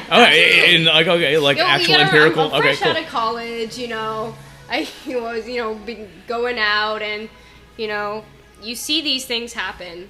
Have you done the whole, have you seen that one commercial where the girl's, at the bar and the drunk guy? I've seen You know what I'm talking about? And then she slips slips her hand into his collar. Have you had to do that yet? No. So I know you guys are out here fantasizing about winning fights. Like, that would be fun. I do not do that, first off. Okay, listen. Have you, though? What's that? like Fantasize if winning someone fights? like pushed you and you like think about how you're gonna like take him down. No, and, Chris is a pacifist. I'm the most pacifist Yeah, jiu-jitsu Chris is person. like- I'm like probably the exception to the rule at this gym. So Whoops. But anyways, But I do. No. So there's the confidence, there's the community. Also, want something to look forward to at the end of a work day. You know, I'm out here working the 9 to 5, and just knowing that I'm gonna be able to come here to the gym, like, gives stress how relief. appealing is doing a pure wrestling class to you? No. Why not? I'm not confident in my takedowns. Maybe it's just because. I saw him shake his head. Well, but only just because that's how do you expect to get better at them? That's how you get better at them. Yeah, no, I understand that. It's. What's unappealing about a wrestling class? I would say my size. Like, I would feel like I need to be stronger in order to be confident enough to be taking down wrestlers. And let me make a point to that. In wrestling room, when you're practicing for a meet, you go with your weight class or the person right above you or right below you. Yeah, everybody. I mean, you never- guys do unless- it. You have a training partner in Within a few wrestling, like pounds. where it's Yeah, always the and same even- person you're always rolling with, Yeah, right? and even Noah's a little bigger than me. But if I were to go, if I were getting ready for, let's say, districts, I wouldn't go with the 160. I don't remember I don't remember what it was. I would go with the 132, which is 126, which is the one right above me. I would rest with 120, and then either the 132 or the 116 or whatever. Okay, so let me ask you guys, since we're all jiu-jitsu athletes here, or grappling athletes, I'll use it very, very broadly. Just to your point, one thing that's in the wrestling room is you have a consistent training partner. Exactly. One person you always, one or two people you always train with your size, right? Does that make you a better or worse martial artist? As far as for your competition, it makes you better because you know what to expect. You know, that person's not going to be able to, like, if I'm, and again, for context, I'm 130 pounds. For context, if I roll with Yoga John, who's like shy of 300 pounds, like all jacked. You are about to get He is smashed, bulking. exactly. He fully admits he's bulking. John, Yes, it is I'm true. sorry, but Rumsey, John Rumsey. I'm John's- just yeah. saying because you're so jacked, man. But like, and not 300 pounds. The Like, most terrifying nice guy on the face Oh, of the yeah, earth. exactly. Actually, So that might be Jeremiah. he's not- Actually, I want to have him on the podcast. Oh yeah. he's not like a flabby person. He's like jacked. Oh, yes. So if I'm going with him, I'm doing things slightly different. Whereas if I'm going with David Chihuahua, may God, Yeah. watch over him in Colombia. Awesome. So I'm Is doing he still different- alive? Yeah, he is. I Okay, hope so. good. Well, good for him. I'm going to do different things. I'm not gonna shoot for. I'm not- But training with which is going to make you a better person equipped to defend yourself on the street. Well, it just depends on what you're doing for. If I want to do as far as for defending myself on the street, I would want to go with John. Does oh my god, I just did it too. Alexia, I just called you Alexi. Does Alexia need to train with every guy on the mat or only train with Amanda? Well, that's the thing. I feel like training with someone like Amanda allows me to refine the techniques better. Like, if someone's twice my size, which I feel like most people are here. Yeah, I mean, it's your gonna dog be is hard, about your weight you class know? right now, so. But that's part of the reason why I'll roll with anyone. Like, I'm really not too afraid to, like, to jump How into long did it take you, just out of curiosity? How long have you been training now? It's gonna be over a little over a year. A little over a year. How long did it take you to become comfortable with the idea, especially a slight female, to become comfortable with the idea of rolling basically with anybody on the mat? Well, that's what's good about this gym, is that they ease you into it, you know? ATT Orlando, Yeah, located right? at 9318 East Colonial Drive. Yeah. 407-280-9380. Cheap It's plug. because I wasn't just thrown. Hey, I'm into staff now. I'm supposed to That's do that. not it, really. I wasn't just thrown into the lion's den. You know, you start off with Victor. You know, who's good at going with new people. And then And Chris Boob. Yes, and Chris, you, and then Check us out on the website. Meet the team. like they didn't just throw me with brand new white belt guys who don't know what they're doing. Whereas in a wrestling room, that might happen, right? Oh yeah. And we have another good friend of mine. He got in his first year, he got just thrown to the wolves. And for me, yeah, it was because there's no really that person whose job is to go with the new people to ease them in. There's no that person, so you just have to go. I mean, honestly, the one of the first things that I was told is they asked me, and I thought it was funny because Coach Paul says something similar. He was like, "Do you have any brothers or cousins or anything? And do you guys ever play wrestle? Well, that's what we're doing. Just do whatever you Just do whatever feels right. That's a And really good way of okay. And that's something that they tell you because it's very hard to explain the concept of grappling if you've never done it. But if you teach somebody the hierarchy of positions, they always have a roadmap of where to go. And roll your eyes all you want, and Ryan. that's jiu-jitsu, and that's great, you know. But it's very when you have a 14-year-old high school freshman that just wants to that saw a UFC fight and thought it was cool and is coming to a wrestling room. How do you explain to him? All right, don't go belly up because you're gonna get pinned. He's like, what? So you just tell him, just fight, but don't punch. Just Okay, fight. so that's kind of what question for everybody. We lead on. Question for everybody, starting with Ryan, since he's our premier guest right now. I'm gonna sort of play off the Wagner Rocha thing, right? Like Wagner Rocha right now is sort of this. Is he kind of trolling? I can't tell whether he's trolling. I have no idea what you're talking about. Are you right serious? now. Okay, so Wagner Rocha's thing right now is he's on this sort of like mission to make, just to name drop Wade Rome a little bit, make jiu-jitsu nasty again, right? Like, and it's So he's doing all Nick Paul stuff. I mean, without the pinching and the eye gouging and the what else does he do? That's dick. I hate you, Nick. I do love training with Nick, Nice. and the rape chokes and stuff. Oh, yeah. But so Just grab it. Wagner Rocha's he's like the whole idea of jiu-jitsu is for everybody or whatever the hell that hashtag is. Jiu-jitsu is for everyone or wait, is that legit or not legit? Or does it because I feel as though is it the fault of the system or is it the fault of the coaches or is it the fault of the student that if you go back to the old school way of jiu-jitsu not being for everybody, predicating on the idea of somebody being tough, athletic, whatever, jiu-jitsu is meant for fighting, that weeds out a lot of people, right? Like, because not everybody's mentally prepared for just hard training. Like, attrition rates go up the roof, like to a wrestling rate. So is jiu-jitsu for everybody or is jiu-jitsu not for everybody? Ryan. I think it's not. Just because... Oh, how dare you! I really do. Just because... I'll side with the Gracies a little bit on this as far as you don't have to be strong, you don't have to be fast, you don't have to be athletic. But I was at a catch wrestling seminar a little bit ago with Joel Bain and Kenny Lester, a few other people. Congratulations, Kenny, on your black belt. And Joel Bain is one of ours, actually. He trains people over at ATT Tampa, so he's one of ours. And I said, half jokingly, I said, does anybody remember when you had to be tough to do this? Why would you say that? And he agreed with me. Of course, he's a military guy because I think that's one of the few prerequisites you have to have. You don't have to be big, strong, anything like that. If you don't have some kind of mental toughness, I don't know why you're coming in the door. So why do you... Well, okay, so the idea of martial arts in general, right? Like, just coming from a traditional martial arts background, the idea of martial arts is to try to take... And just to quote Rickson Gracie, you know, he takes the tough guy and makes him a superhuman and takes the weak person and makes them strong or tough, whatever the case is, right? Like, you should be able to level up from jiu-jitsu. How do you take somebody who's an absolute just skin whip and make them tough if they can't last day one or two? So that's where I think jiu-jitsu is still a young sport because I think we would have figured that out. I think right now the default mindset is, well, especially going on the stories you guys have told me back in the early 2000s, late 90s, it was like people just beating the fuck out of each other. You know what I mean? For reference, my first class was Fabian Reyes and Jensen Vega, who are both black belts now. Love those guys. Love the awesome guys. It was me and my buddy, who prior to had been doing Fight Club using techniques we learned from Mastering Jiu-Jitsu by Renzo Gracie.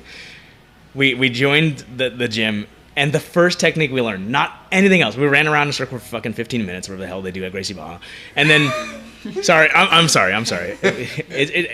There are many correct ways of doing things. The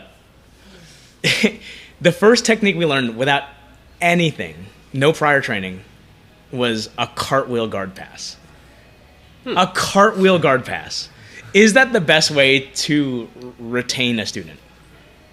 No, clearly no. Right? So, like, there have to be ways, and given time, right, and given pragmatism, that we should be able to refine teaching techniques where a weak person should be able to join and stick with it and become tougher. And so I'm going to say this. I think that jiu-jitsu can mature to the point where in this utopia future, a lot of people can go into a jiu-jitsu gym and be onboarded in a safe, fun way where they get into it. Yeah, but like anything, you can't expect everyone to like it, and there's a certain amount of physicality that you cannot eliminate from jiu-jitsu.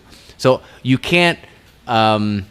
I'm just going to say it because I'm probably a little tipsy now. You can't sissify jiu-jitsu. Oh, boo. You know what I mean? I'm sorry. I'm saying because I'm on Fist bump, Noah, fist bump. So, I mean, that's the thing. It's like there's some physicality. You have to be comfortable with having your personal space violently invaded. You know what I mean? That's just the reality of jiu-jitsu. That's the reality of any grappling. You know what I mean? But I think that can cater to a larger audience than one would think. And whether or not that's something you want to do from a sport aspect, competitively and compete, or if you just want it from self-defense, something that I want to do that I haven't done yet, and I get harassed by my friends Carl and AJ about this. It's like, I got to do Muay Thai. Well, I will do Muay Thai eventually. And the biggest reason is because I want to remove the flinch that happens when someone throws a punch at me. If someone throws a punch at me, I flinch. Do we need to make jiu-jitsu nasty again then? Do we need to do like a combat jiu-jitsu to keep ourselves honest? Wait. So before we move on to that, let me ask you, did any of you read that thing that has been bumping around the web about the whole Jean-Jacques Machado celebrity BJJ system? Oh, yeah. Read that?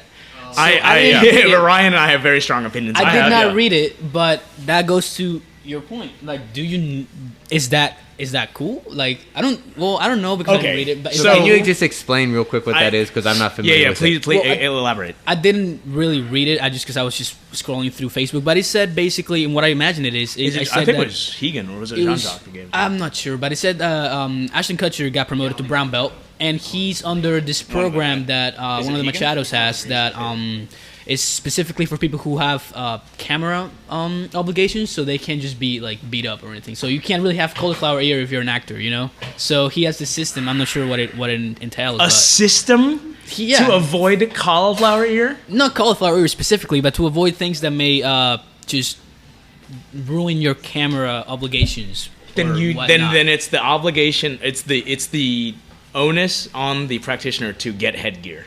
Yeah, I agree with that. I didn't really read it, but I take it what they're trying to get rid of too is because it's not just cauliflower ears; it's abrasions to the face. Yeah, and all it's things kind like of that. stuff. Yeah, just that's what I'm saying. Yeah, no. Okay, cauliflower was like an example. So is that I think from the very little that I read, I don't think that's cool because again, I don't even think that's cool. I'm the pussiest guy at the gym, right? I don't think that's cool because I openly challenge Ashton Kutcher to a match. I did so in our text message stream yesterday. Yes. And Ryan by actually hates Ashton Kutcher. Jesus. I'm not fond. No, he's irritated me for a long time. Now, for the record, I was a fan of the '70s show. So this is going back to like 1998. The first time I saw him on camera. I also clarified. I think he's probably a really nice guy. He does a lot of great charitable things and stuff. He fights human trafficking and all that. But without sparring, I don't. No, I disagree 100%. I really don't care for the guy overall. So, and that's the thing, right? So, like, and we'll have to bring Paul in about this later on. So there's this, just going back to Noah's point, the sort of like idea of elitism within jiu-jitsu. Mm-hmm. That I've personally witnessed somebody. I'm doing air quotes, mind you, earning a black belt, only doing private lessons with the head instructor. I heard about this, yeah. You have heard about this? I've heard about this. Oh, good. Okay. Actually, is it the conversation that were you? It's the same person. I think it's the same. Okay, so it was around when I was a white belt. Uh-huh. Paul was a purple belt, maybe just earning his brown belt, and we both witnessed a guy literally earn his black belt, never taking one group class. And I don't think that's cool. I mean, I will tell you that when I just received a call today about this. When a parent calls me and wonders about the kids program, self-defense stuff, the first thing we tell them is that breaking boards is cool and, doing katas in the air. They don't hit back. That looks cool, but that doesn't hit back, And then what we keep very honest is the realism that you have somebody struggling back against you. And that's what we kind of sell as a very reliable self-defense system to our kids which I think is more important that they know self-defense than anybody else, to our kids. And if you're not being honest and you're not being loyal to that, then you just lose the very kind of, I'm gonna get dramatic for a second, the very essence, thank you, of jiu-jitsu, you know. And I don't think you have to be, you don't have to have monsters, you don't have to have Atos competition team, but you have to have that. We don't hate you, Atos. We don't hate you. Well, nah.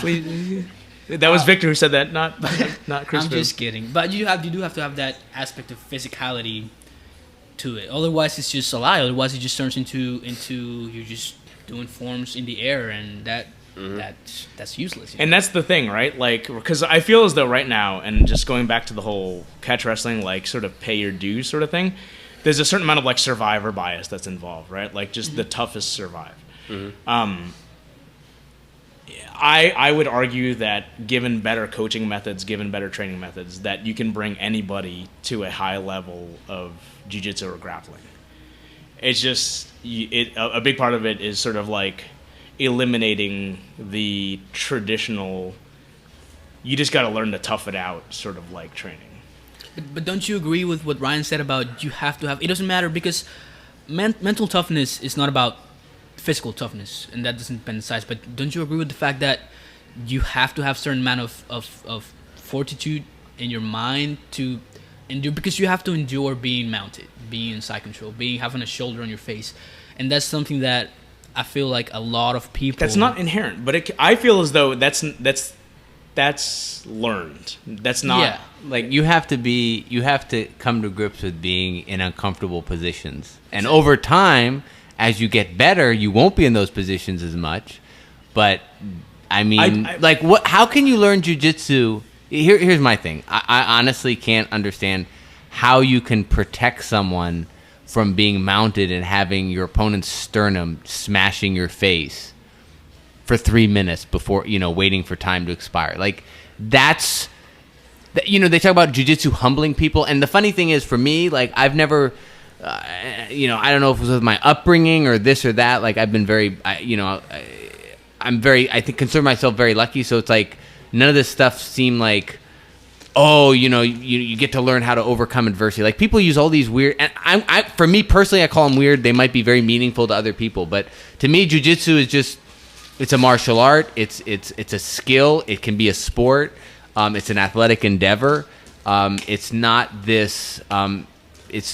Yes, it makes me more confident, but it's not this thing that like shattered, like broke through. Like suddenly I have this confidence now that I never had before. Like I was doing okay before jiu-jitsu. I'm going to do fine after jiu-jitsu. You know what I mean? Nature and nurture, though, right? Like, yeah. How much of it is? Yeah. Sorry, no. But here's my thing with jiu-jitsu. It's like you have to like be in shitty position in jiu-jitsu. Like you have to recognize that like just like there's a guy like Ryan Wilkerson. I'm going to roll with Ryan Wilkerson. And he's going to smash my ass until I get good enough to defend myself and to frame myself. And there's nothing wrong with that. But there's no way, in my opinion, that you can protect a young student from feeling that discomfort. The reality of the situation is, if you've taken a week of jiu-jitsu class, you're probably not going to defend yourself in the street. You know what I mean? Mm-hmm. And you have to understand that these are the consequences. And these guys, mind you, are not trying to bash your face in. So I think there has to be some there's a reality check here. It's like, you know what? In the real world, people will try to hurt you. I'm not saying we're in this like apocalyptic, like Mad Max scenario. But what I'm saying is, it's like you can't hide someone from the reality of this is a combat sport. Absolutely. That's the thing I want to say. This is a combat sport. You cannot say jiu-jitsu is not a combat sport. If we want to argue that, that's a different thing. But if jiu-jitsu is a combat sport, part of combat is getting hurt or being very, very uncomfortable, and you need to understand that. Mm-hmm. But I feel as though, first off, it's my idealism, right? Is that everybody can learn jiu-jitsu, everybody can become good at jiu-jitsu, regardless of their mental condition, regardless of their toughness, regardless of their inherent sort of strengths and weaknesses. It's the duty, responsibility of the coach to help everybody. Of course, a big part of it is desire on the student's end to want to become tougher, but the idea of you definitely do have to come to realities with the idea of getting smashed, right? Like, but like how to teach somebody how to get smashed is not to smash them right off the bat, right? Like, you don't teach somebody how to bench press properly by just sticking 225 on the bar and having them bench press, right? It's all about progressive resistance.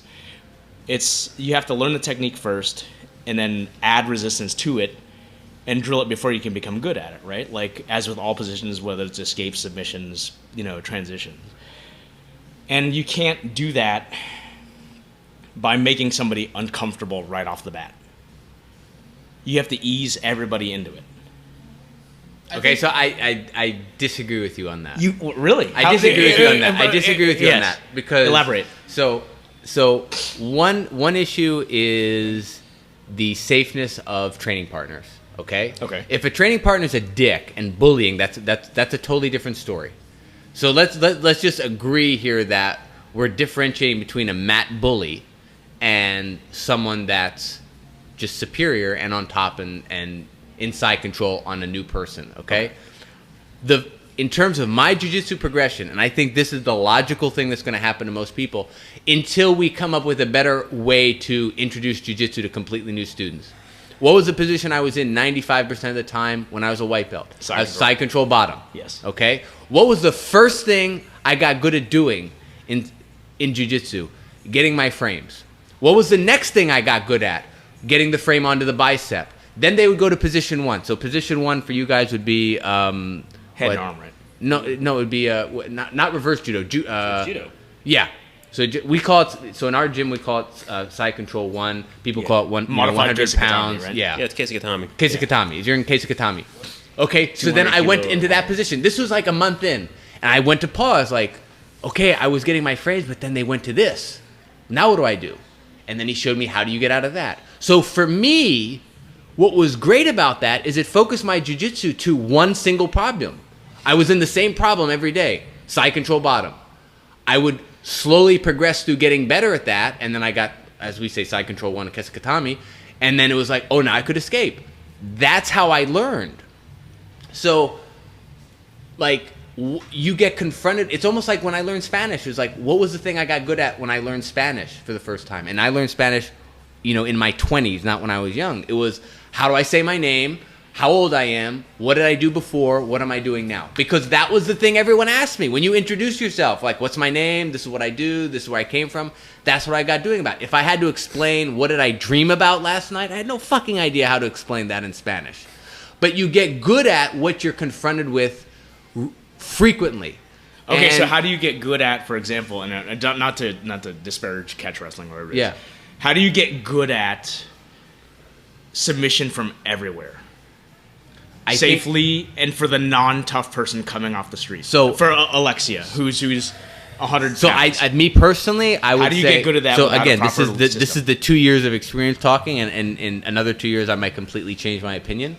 But to me, I think it's a matter of you have to get proficient. You're defending yourself and not being completely mauled first. And then over time, jiu-jitsu becomes a lot more fun. It's becoming more fun for me because I'm spending not 95% of my time in shitty positions. I'm spending less percentage of my time in shitty positions, and I'm able to practice some offense. You know what I mean? Let me ask you something that you said at the beginning. How can a new person out of the street, out of the just brand new white belt, no experience or anything, how can you tell the difference between a mat bully and superior, like you said? Ooh, we're getting into the the unspoken rules of jiu-jitsu. You said, wait. You said that not being a mad bully, but how can I tell if I didn't wrestle, I didn't do anything, I come here and this guy, this blue belt, is just mauling me. He's in mount. He triangled me about 5 times. He cross-choked me a bunch of things. Ryan's about to. How can you tell? Let's hear his opinion. Then the I'll difference between a the mad pacifist and the optimist or whatever the term is, whatever that fucking and somebody podcast is. And somebody who's just being superior and teaching you the ways of jiu-jitsu. How can you tell? Are you familiar with what a bro is? I am. I am. Let's hear it. Go. Because if the guy walks into the gym and you can tell he's a bro, he's probably going to be a mat bully. Because there's just way too much ego on his part and all that sort of thing. Yeah, sometimes there's a tell and stuff. The guys walk in with like certain kind of sunglasses, his hat's on backwards and all that kind of crap. He thinks a little too much of himself right off the bat. You can tell that sort of thing. Sometimes the guys are covert, though. You're right. So let's put it in the reverse position, though, right? Like, and so this guy's a bro. He's coming off the street. How do you teach him jiu-jitsu?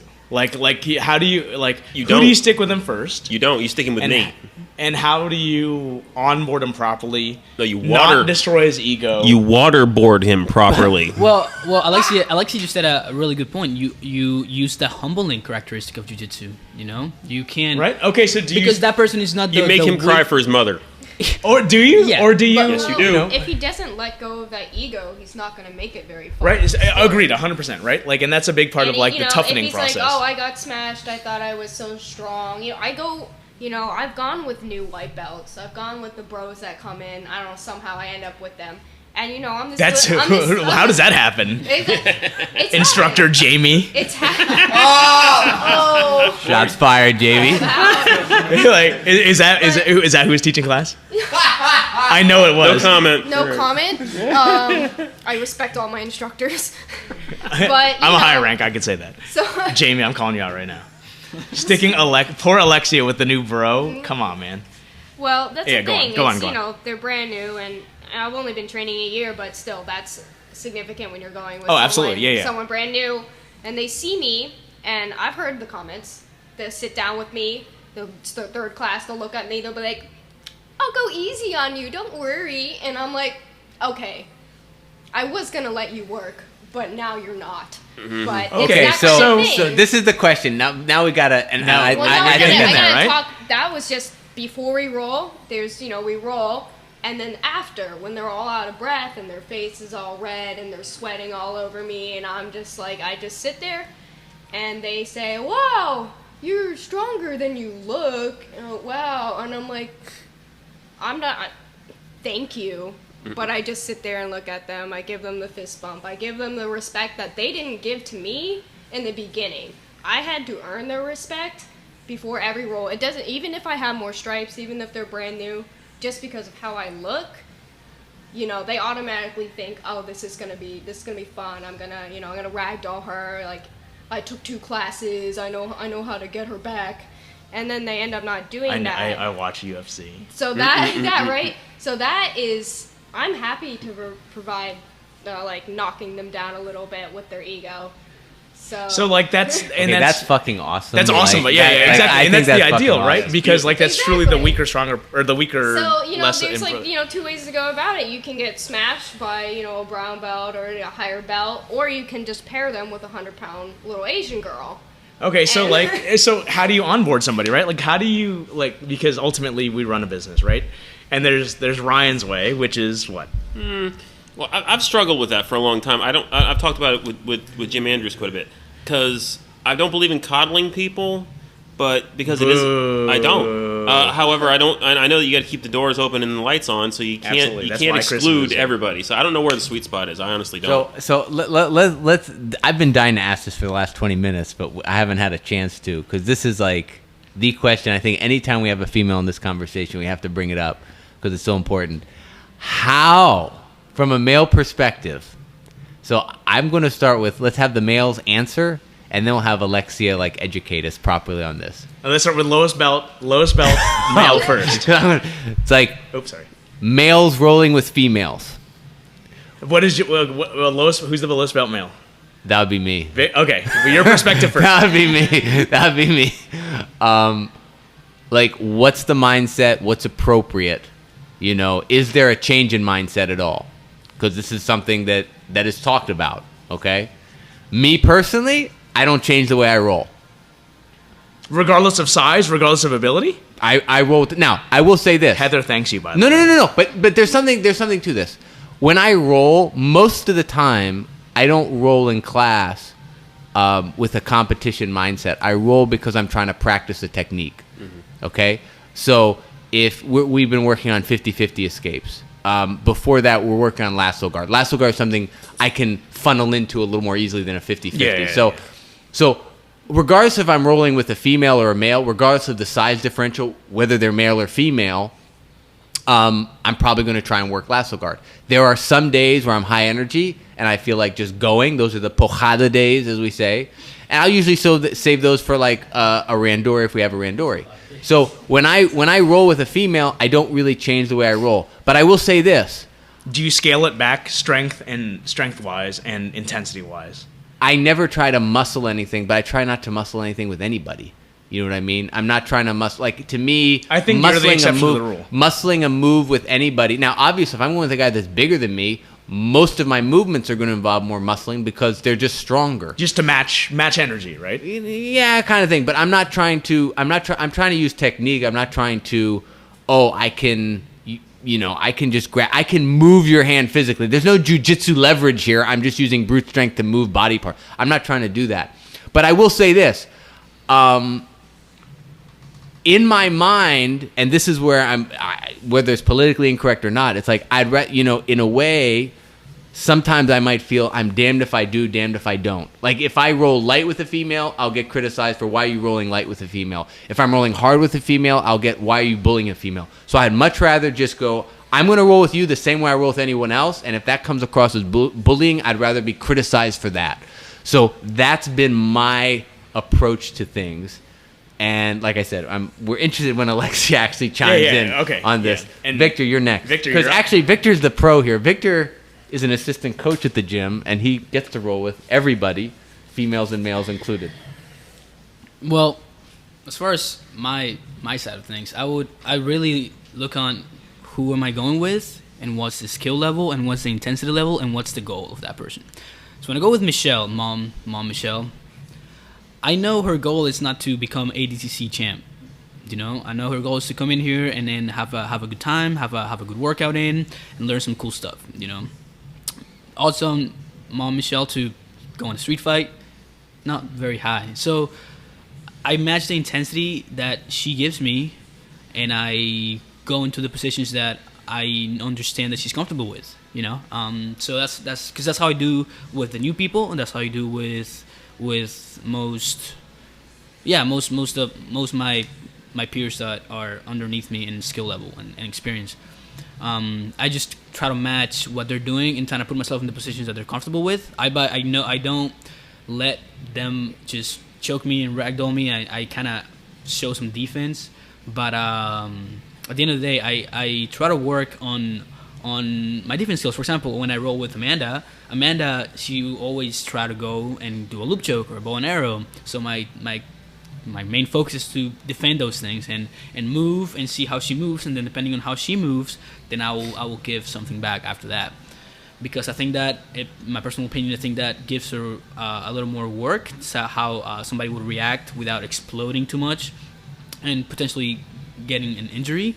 And that gives myself some work because I'm actively protecting my neck and not just kind of flexing my shoulders and just kind of taking it. I'm actively working to defend what she's doing. And yeah, whatnot. That's kind of my approach have been with females and for that matter, anybody who, again, like I said, is underneath me in like experience and skill level. Carl, you haven't said much. What is your next up? What is your? You're gonna have to come really close. Yeah, you're gonna have to. I'm gonna have to move the mic a hair. What is? Oh, you're okay. Well, thanks, Carl. Go ahead and use that mic. I would really just say you're looking to match energy. But again, that's what you would do with most people, as some of these guys have said. Talk into the mic. Pick it up. Yeah, there you go. Yeah, so like I said, I would say you would look to match energy with your training partner. All right, okay, so, and I'm next. So I'm, Carl's purple, I'm brown. I think because I have the responsibility as an instructor, I have to match energy, and I can't just like bully my way through things. Yes, right? that's something that I was going to say. Yeah, so like it's my responsibility to provide a comfortable learning environment for all students, whether they're male or female. And you do have the no injury guarantee as well. I do have the no injury guarantee, Jamie. Man, the call-outs are I've made some people puke, but I've not made anybody, but where nobody's injured, right? Like ego, a little bit. Cardio, a little bit. Actual joint injuries, 0. So I is it chauvinistic to say that in general men are stronger physically than women, right? So like I will always match energy regardless. I don't discriminate, and like I have to be mindful of because like we've already mentioned, jiu-jitsu is a very intimate like by definition sort of like activity, right? Like you're in everybody's like private quarters. I have to be mindful, and I don't know if other people do this, but like the idea of, one of the posture to maintain posture in closed guard is to like literally take your fist and just jam it into somebody's chest, right? Like, because just society and culture dictates that that's sort of like a private area for women, but not for men. I don't do that for women, right? Like I find different, like I stick my hands in their armpits and stuff to try to get my posture. I definitely roll differently with women than men. It's just because I have to keep those things in mind, because like the last thing we need is some sort of fucking Me Too like lawsuit for the gym, Okay, right? but you know what? I'm gonna come out and say it. I don't like, as insensitive as this might sound to some people. I don't give a crap. Here's the thing.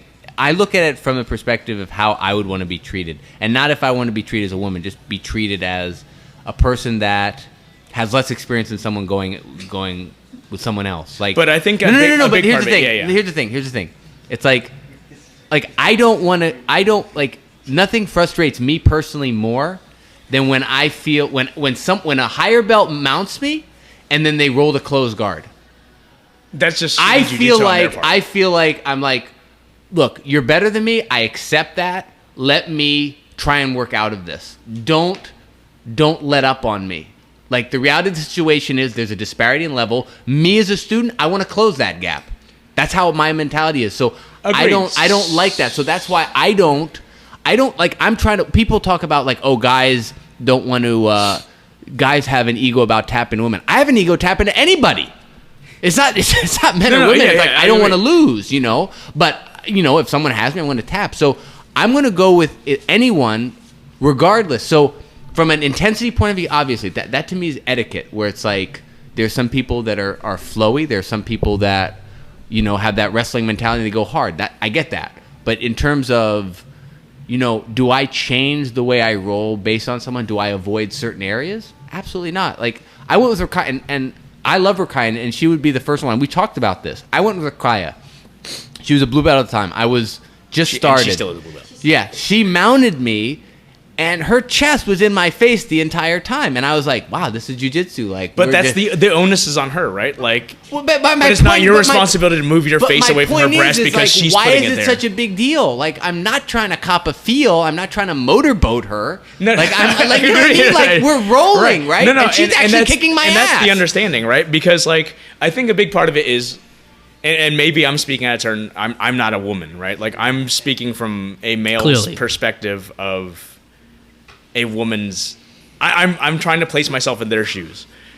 In general, a woman coming off the street, and mind you, I'm not speaking for higher belts, because I think at like a 3-4 stripe white belt, a woman should come to the understanding of you, Noah, where like. It's just jiu-jitsu is jiu-jitsu, technique is technique. It's not copying a feel. It's just doing good technique. But as an instructor, as a senior belt, when going with somebody who's like a day one white belt, I'm not doing that. Just because like the last thing I need is... But that's because it's a day one white belt. It has nothing to do with... No, agreed, right? Okay. And I honestly, I don't have breasts. I mean, I guess we all have breasts. But I don't have like...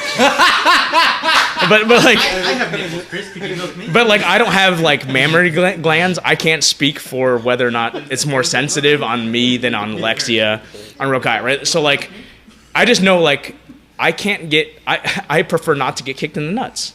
Right, like, so I prefer that people don't do like fucking knee cut guard pass, like where they just slam their knee down on my balls. Yeah, right. Like, and just as like, as a courteous training partner, I try not to just punch a woman in the chest, because from my understanding. But would you punch a man in the chest? Oh, are you gonna do this? I am gonna do this because that's what we're talking about here. So hang on. Oh yeah, go ahead. So hang on. Alexia's been sitting here. I know Brian hasn't talked, but Alexia, you've been listening to dudes talk. Let her speak. No. Alexia, it's your floor now. Let her speak. Maybe, yeah. Okay, go ahead. It's been long enough. Speak into the mic and let us educate us. Well, first and foremost, it's respect. Respect is the number one thing here. And it doesn't matter if you're male or female. It's, the fact that you're saying you wouldn't roll any differently, maybe you're not doing it consciously. Like, but unconsciously or subconsciously, you're not unconsciously, subconsciously, I do believe like I feel a difference when I'm rolling with a man versus a female training partner,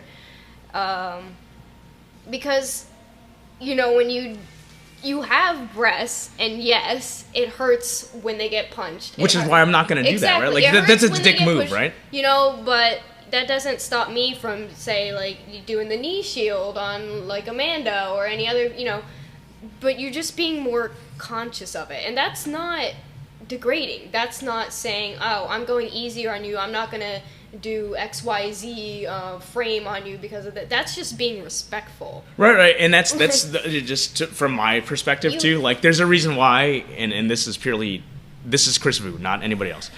I don't knee cut guard pass because I'm afraid of kneeing other people in the balls. Exactly. So that's like legit. I forego one third of a guard passing game because I don't want to knee my training partners in the balls. Well, let me just make a comment about that. I feel like being conscious of everything, but I feel like if you're conscious enough and you have a technique that is complete enough, which I'm sure you have, Chris. I'm sure you have superb knee cut guard pass, and I don't. My knee cut is terrible. Well, I'm just saying, but I think that once that consciousness comes into place, you can, and you're an understanding with your training partner that this is a grappling art, and you might get some like nicks and bruises here and there. Obviously, it's not ideal, but that's kind of. I mean, I get it. It's on me at that point, right? Like I'm shortchanging myself. Like I understand it completely, right? Which is why I try to strengthen other parts of my game. Which is also why, I don't know, like maybe it's... Let Alexia speak. Yeah, like, sorry. Go ahead. To me, it's the biggest disrespect if someone doesn't even try to make an effort to be conscious of it. Especially with chest stuff. Noah! like, because you wouldn't knee your male training partner in the balls. Like, it's... why that said, I don't knee cut women. I'm just a courteous person. Exactly. So why would you do something that's like that would hurt a woman? So let's speak in specificity here. Cite examples where I've been, whatever the term, disrespectful. Where you've Harvey Weinsteined her? Have there been roles with you and I don't care. Like I'm not going to be offended by this. Where I could have done a better job as a training partner. Well, that's the thing. That's why that I think last class you where say you punched her in the breast. you don't. Sorry. Ow. You say you don't like roll differently, but I'm saying subconsciously I think you do because you haven't actually like hurt me in that way. So I feel like subconsciously you are avoiding certain areas, which is respectful. I'm not saying you're being disrespectful. It's quite the opposite. I'm tearing up over here. No, so I think. So here's what I'll say. She says subconscious. I think that goes to what Chris said, which is when you roll, there's common etiquette when it comes to certain things. Like no one's trying to knee cut anyone through the balls. Okay. Like honestly, like no one's trying to. I think some people do though. That's the thing. No. Okay. No. Well, here's what's going through my mind. Okay. I'm not going to do techniques or do things that are going to endanger my partner's ability to train the next day. Regardless of the gender. This is just independent of that. It's like if I'm in a competition, I'm going to cross-face the fuck out of someone. Like I'm going to go for the kill and win. Like because I'm in a competition.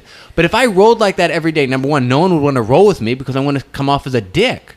Because at the end of the day, and this is my I'm going to name names now. Oh, I'm here we go. It's Noah's turn. But I told him straight off the bat, when I got pissed at Jim, it was because Jim stacked past me but didn't pass. And he just kept stacking me until my back went.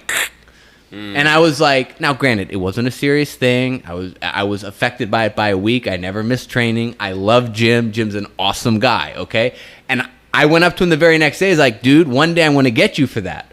Almost friendly, because that's how I am, okay? But the point is at some level, I felt like he violated the pact. No, the pact, which is like, I'm entrusting. If I roll with Chris, I'm entrusting Chris with my body. He's trusting his body with me. If I roll with Ryan, it's the same thing. If Ryan catches me in a heel hook or a toe hold or anything like that, I'm trusting him that even if I'm trying to escape, he's not going to apply the ultimate breaking pressure to rip my shit. Because we're partners here. You know what I mean? Like, we're trying to get better. We're not trying to beat each other. It's not ADCC. I think that's an ego conversation, though. That's definitely an ego conversation. Like, if you're saying you've been here for a few months, a few years or whatever, and then you get to know people and stuff like that, and you're competitive and you don't want to tap and you don't want to let go. That's what But here's the thing: is let go. It's not necessarily a malicious thing. It's just like an ego thing. And I would say that I'm on the other side of that. There's been made comments about that. I'm a late tapper. I tap late to things, and that's again. And I. Yeah, you're also like not 35, but and have to wake up in the morning, and you can not have to warm up, right? So like, yeah, but just think about that in 15 years. And that's bad though. That's bad. But what I'm saying is that's absolutely my ego when I'm going with Noah, because I know Noah and I love Noah. But you trust Noah, because you know that Noah's a good training partner. Yeah, but is my point is with this whole thing is that my ego is like, if Noah has me on like a guillotine, I'm gonna fight it a little bit. Which is fine. Which is fine. I mean, that's jiu-jitsu, right? Exactly. Which leads me to believe that that trust sometimes can be infringed, not by somebody being malicious or me not liking you, but just by the fact that this is a competitive endeavor. You know, this is like you wanna even though you don't want to have a winning mentality, you do kind of want to win. You know, you want to be in top position, you want to get to the submission, you know, things like that, and this is bad, but it's something that happens subconsciously, because when you're in a role, in a hard competitive role, you're not really thinking about I'm not a winning mindset. I'm just here to get better. You're not thinking about it. You're thinking about getting to the top, getting to the passing the guard, things like that. Well, and this goes back to what quiet. I know, and we'll get Ryan. This is what we were talking about, Chris, the other day, like just yesterday, texting, which was, you know, when it comes to taps, I think this is only going to increase over time. In the 2 years that I've trained, I found that I care less about the tapping.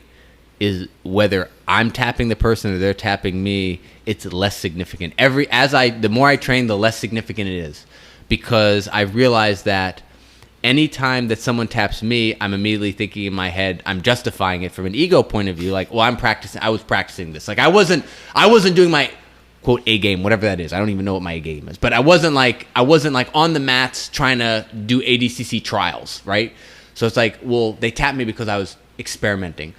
Well, when I tap someone else, I'm flexing like, oh yeah, I'm the man. Well, no shit, man. They were probably practicing stuff too. So we can always justify, and this is what I texted you. Yeah. We can always justify the reasons for why a tap happened and why it wasn't legitimate. So just fucking experiment with stuff. Like I've been experimenting. If someone catches me an armbar, I'm going to let you crank it because I've been experimenting with late armbar escapes. And guess what? 90% of the time, I'm going to tap because I'm not going to do it. But I'm practicing something because I'm trying to get better. And I think that's the thing when it comes to trusting your training partner is there are certain people that I won't try late armbar escapes with because I don't trust them to apply the armbar in a gradual manner when it's fully extended. And I'm trying to rotate and pronate and all this stuff to get out of it. If I go with someone that's going to rip that shit, I'm going to hurt myself. But I know that, so I have to roll differently. So I think that's where it comes from, the trust is look. But are we pussifying jiu-jitsu? No, we're trying to get better. And we're putting ourselves in difficult situations, and we can't expect to succeed 100% at the very beginning. Agreed. So, but as a training partner, just from Orion's perspective too, are we, as training methods evolve, by, in my opinion, being a good training partner, not ripping things, are we doing a disservice or service to our training partners? Ryan. Ryan. Yeah, go Ryan. Go Ryan. That's a touchy subject, and it's. I don't think there's going to be any universal opinion on it. I mean, because there's obviously people have different goals. Some people are intentionally putting themselves in bad positions because they want to get better at them. Some people have things that they know that they do well and they want to get even better at them, so they're practicing those and all that kind of stuff. I think I heard Dylan Dennis say once that he'll get tapped like 100 times in a class. It was actually Gary Tonin. It was? I thought it was Dylan Dan. I'm sorry. Gary Tonin. Good. Okay. No one likes sorry. Dylan Dennis I right know. now. Come on. It man. actually Sorry. probably was Dylan Dennis. I just hate him so much that I'm know. saying it was Gary Tonin. I might have misquoted. I'm sorry, but somebody that I think it that's actually was Gary Tonin. That's remarkable to have that little of an ego and stuff, because it doesn't matter who he's going with, because he's going to start in a bad position, someplace he's not good at. Now, I have been in spots where I know I've had somebody, and the submission is academic at this point. I know it's and I've let go on purpose. They don't have to tap first and all that kind of stuff. I know I had it. They know I had it. All that kind of stuff. Can that be interpreted as disrespectful just because I want to preserve somebody's health because I can't tell if they're gonna tap late or whatever it is? Is that disrespectful of me? That's why I don't think. No, I don't think so. I don't think it's. I think the goal of, and this is where I think the difference is between a competition mat and the training mat is when we're training, we're trying. The goal is to get better, regardless of the belt. So we got to experiment with stuff. We can't be in a safe space where we're always quote winning.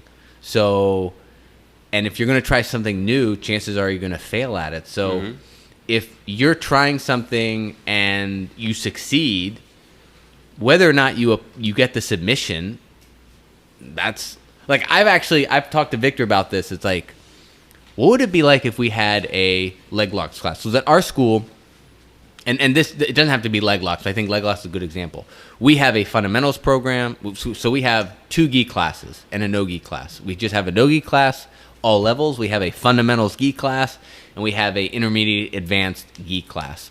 And then we can have our indoor and that sort of stuff. But we don't have a topic specific class. We don't have a leg lock class. We did experiment with having a takedowns class that didn't last too long. Probably for the Sadly, same, that failed. yeah, for the same, So probably the sad same about that. reasons that we talked about, where it's like people don't want to get thrown and take that. But I digress on that. So when it came to leg locks, it's like if we had a leg locks class, does it, and people are catching people in heel hooks and they're doing catch and release. I mean, you could argue that, yeah, you're not practicing applying finishing.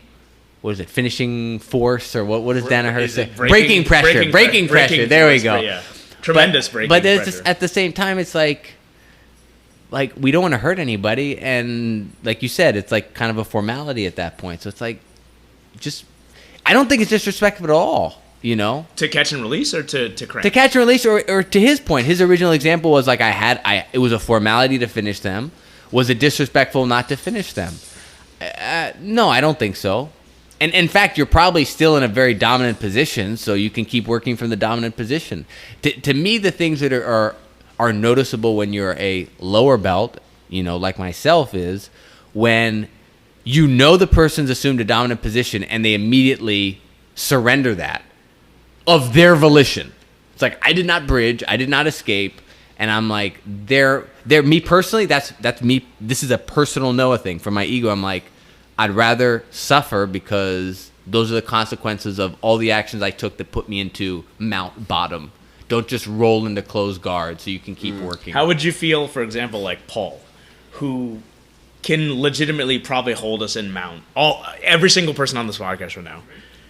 Do you take offense to it when he provides 75% resistance? No. 80% Okay, so here's the thing resistance? with Paul.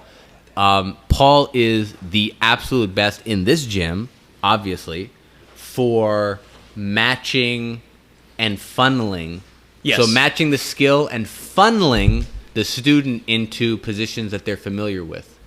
So I think that's just a skill that a teacher develops over many, many years. I think he's developed. I think you're developing. I think Ryan's developing. I think everyone does. Where it's like he's really good at, I'm going to roll blue belt level and funnel Noah into De La Riva and all the stuff he knows, and I'm not going to overwhelm him with more advanced counters that I'm familiar with. I'm going to let him work his style, but basically always kind of inhibit. Like, he's not going to let me run wild. He's going to kind of inhibit me, but he matches my skill level very well. Okay.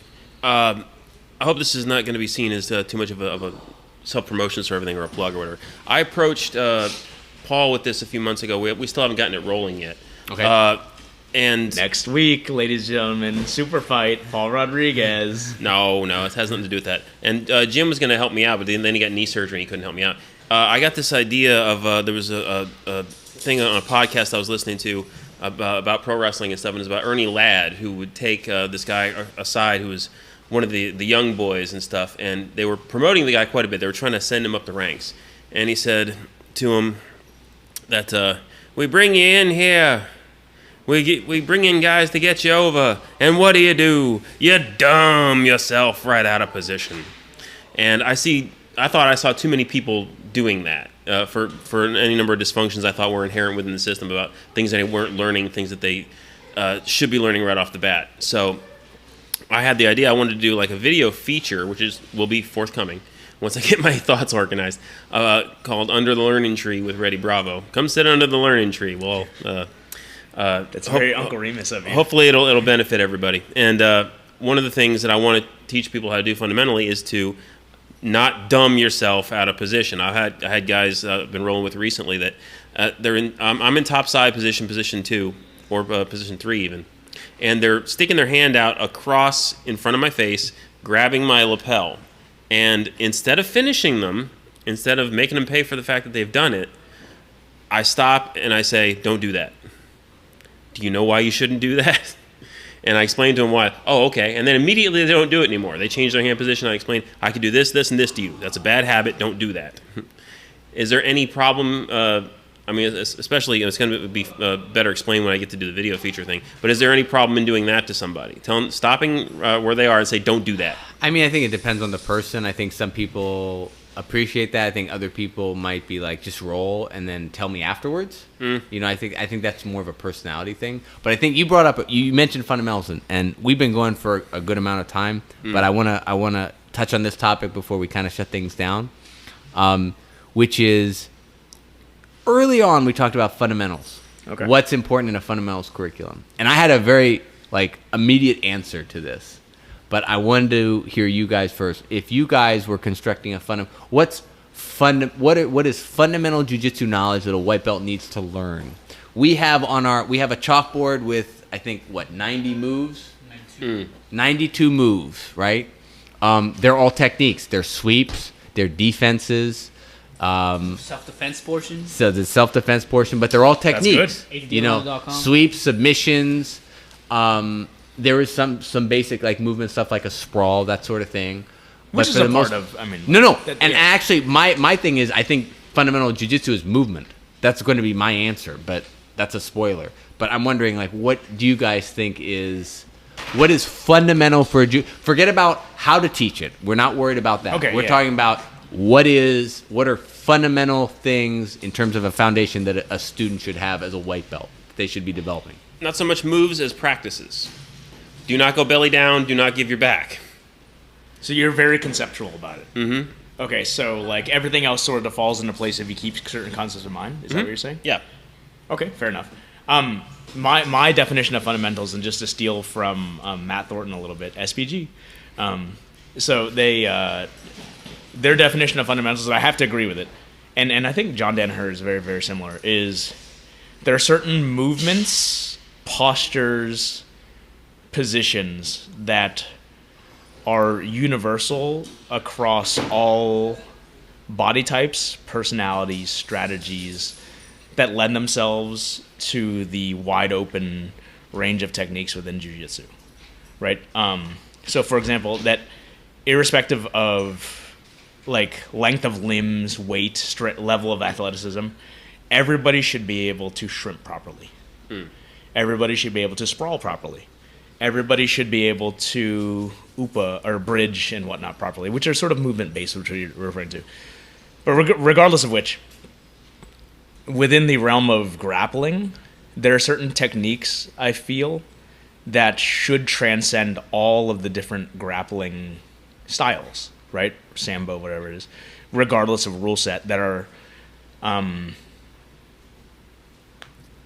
guess, fundamentally correct based upon the fact that we all have 2 arms, 2 legs. Our joints all operate in the same range of motion, that sort of thing.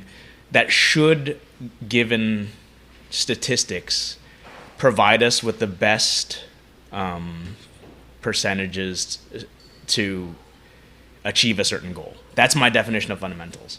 For example, something like I feel rubber guard is not a fundamental thing because I think it's predicated on a large degree of flexibility. I can do rubber guard. I'm not sure somebody like Me. Yeah. I mean, like I can do rubber guard, right? Like, because I have very flexible hips. I'm not sure somebody who's very stiff. I can't think of off the top of my head. Mark Peace. Jim, yeah, Mark Peace, right? Mark Peace, Jim. yeah, I'm not sure Mark Peace can do rubber guard, so said therefore, it's not a fundamental thing that a white belt should learn. Are you telling me that a white belt shouldn't learn warm guard? I'm just kidding, of course not. I'm telling you that nobody should learn warm guard. Keenis, he's calling you out. Reddie Bravo actually- challenges Keenan Cornelius to IBJJF rules match. Oh my god. Gi only. I'm not a fan. So, All right, fellas. I'm out Yeah. all right, Victor, take it easy, brother. So, I would, for me, I think. So I did my blue belt test. So I had to know 90 techniques or 90 SWAT techniques, and kind of looking at things. I think what you said in terms of movements are critical. I think being able to not even shrimp, because I don't. I think it's more of a hip escape personally. Like I think like doing hip escapes, shrimping, bridges, having those movements, knowing the basic positions and kind of the basics around those is important. So knowing what guard is, what close guard is, knowing what side control is, knowing what mount is, knowing what back mount is. Because from a vocabulary point of view, right? Like you talk about being able to speak, you talk about the hierarchy of positions, and we also talk about vocabulary. Yes. So that they can learn additional stuff, they need to know that stuff. You know what I mean? I honestly don't even, like, as funny as it sounds, like, I don't care if they know 4 close guard sweeps. I don't think that's critical for a white belt to know. I think what's more important is you teach them 1 or 2 sweeps so they understand the basics of taking away a post. Like, right? Like, you're taking away a post, and that's a concept, right? And then you can show them other stuff that they can build upon.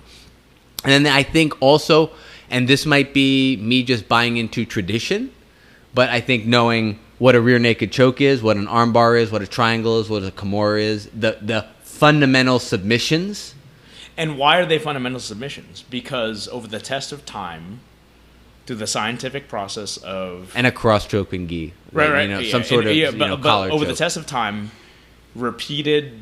what is scientific method by nature, right? Like it's repeatable, testable, and replicatable, or I guess that's right. It's replicatable. Right. It's So like that, I can give you the parameters and you can replicate right. what Like so, this like experiment. all of those through the evolution of grappling have swum to the top and to become the highest percentage moves, right? At what point do you like, where is the percentage of moves? Does something become not fundamental anymore? I mean, I think that's what a guy like Paul is struggles with every year when he's trying to test blue belts. Is like, where do I make the threshold? When I was training, we had covered actually spider guard and lasso guard in our white belt curriculum, and that was something that he, I don't know if he tested us on, but it was something that we'll say was part of the curriculum. So that was something he introduced to white belts, spider guard and lasso guard. That's something that he's kind of removed, you know, and I don't blame him for it per se. Like, I don't not blame, but I don't fault him for that. Like, I think that's reasonable to cut that back. But I also think it's like, I mean, when it comes to submissions, it's amazing how much you actually get. But if you look at submissions, I think it's important to know this is how you do an armbar. This is how someone's going to defend an armbar at a very basic level. There's a lot of variations with your foot placement. There's a lot of variations on how you grip things and where you're finishing, what thigh you're finishing it over, and all that stuff. But understanding the basic mechanics, the basic body movements is, I think, what it is. The problem is, I can't give you a straight answer right now on how do you teach those basic concepts without doing what we're doing right now, where you do cover basically 90 techniques. You know what I mean? But I think that's what it means to be a blue belt. I think as a blue belt, I think you should be safe to roll with. I think you should have basic movements down, and you should know the core submissions and the core positions, and I know this is kind of a cop-out, the basics around those. Okay, know? so what does it mean to actually be a blue belt then? Right. Because this is going from beginner white belt Safe. to I'm just going to say safe. I think that's the easiest way to answer it, is safe. Yeah. safe where? Safe to grapple with. Yeah, for anybody, regardless of whether they're brand new or not, somebody just come in right off the street. There's that parameter I think is quite important.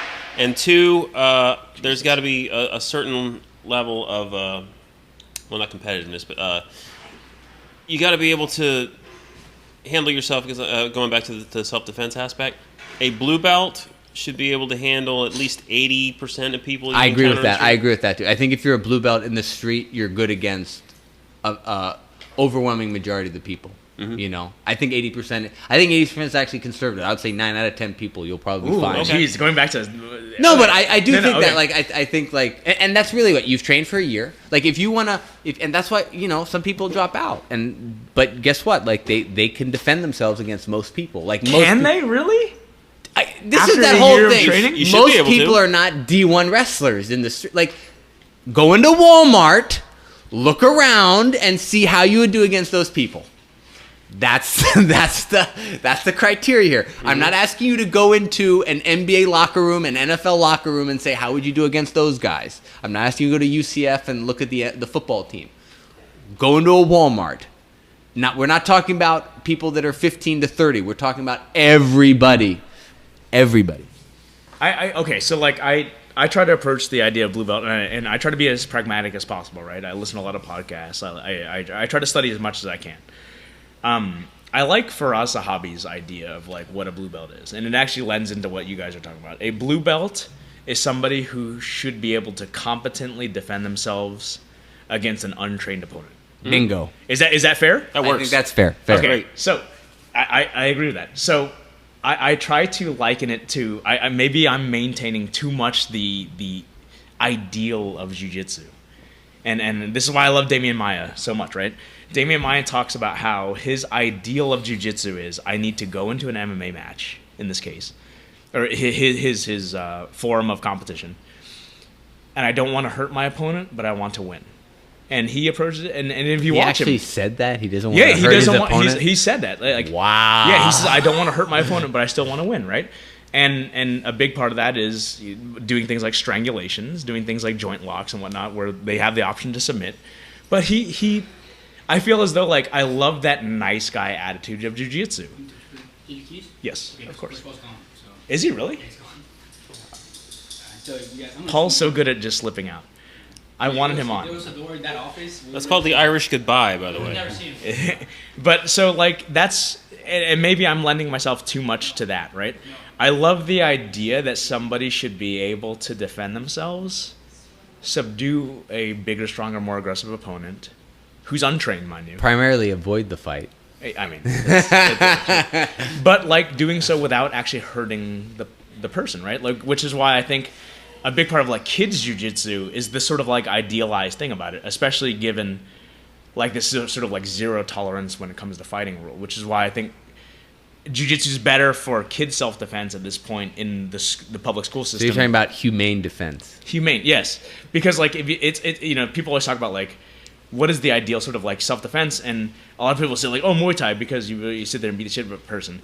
But like, how do you when presented with like a altercation and the police, like it's caught on video, right? Who looks like the aggressor? The guy who sits there and is like gets into this like fighting Muay Thai stance and happens to beat the shit out of his opponent, or the guy who is capable of taking a person down, subduing them safely without hurting them, holding them a mount until an authority can come? Who looks better in this case, and who looks like the actual victim who's literally just defending himself versus fighting? I mean, personally, I honestly question. like here's the thing, like if I had a child, lower on my list of priorities if they look good defending themselves. Like they just have to defend themselves. You know what I mean? Really? Absolutely, dude. I don't want my child to get the shit. Like if they have to defend themselves and it ends up being ugly for the other person's half, fine. But that's why the option's there, right? Like with positional control. Oh yeah, no, I'm not. I guess all I'm saying is, in terms of an emphasis, I think jiu-jitsu does lend itself to humane, control of people. Okay, but at the end of the day, you're trying to defend yourself.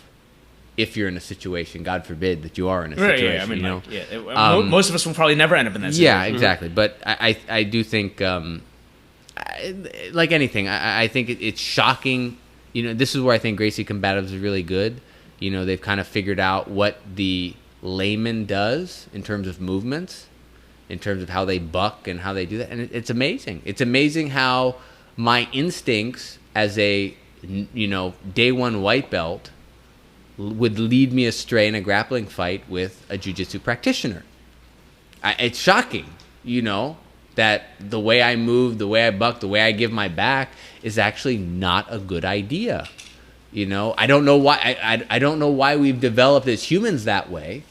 Because humans, the evolution, early humans didn't know jiu-jitsu. I guess because most people, from an evolution point of view, would say, well, our behaviors are the result of evolution and it should be ideal. But in jiu-jitsu, it's not because that example of they're going to take you down, they're going to mount you, and then I'm going to turn as an unexperienced person and give my back. That's what people do. It's shocking. But I think that's where the Gracie Combatives kind of figured that out. And I think it's good, Ryan, thoughts? No, I can't disagree. I'm shocked with the number of people when I go around anywhere and interact with different people who don't know what it is that we do, have no idea what's involved in it. I just came back from Ireland and nobody knew what it was there. Really? Yeah. Nobody in my tour group did anyway. And They think it's karate, don't they? They always Fuck do. that. And it is very telling about how much of it is counter seemingly to what looks like human instinct. I wonder a lot of it, how much of it's conditioning in that when jiu-jitsu first came and exploded onto the scene, and even for a long time after that, you heard about people who would complain, oh, he didn't stand up and fight me like a man. How fucking stupid is that? I'm not going to stand in front of you and throw punches at you if I know you're better at it than me. What exactly? There's supposed to be honor in that or what? Or I got told it's not honorable to choke somebody. It's not? That's okay. That's crazy, right? Because in regards to that, the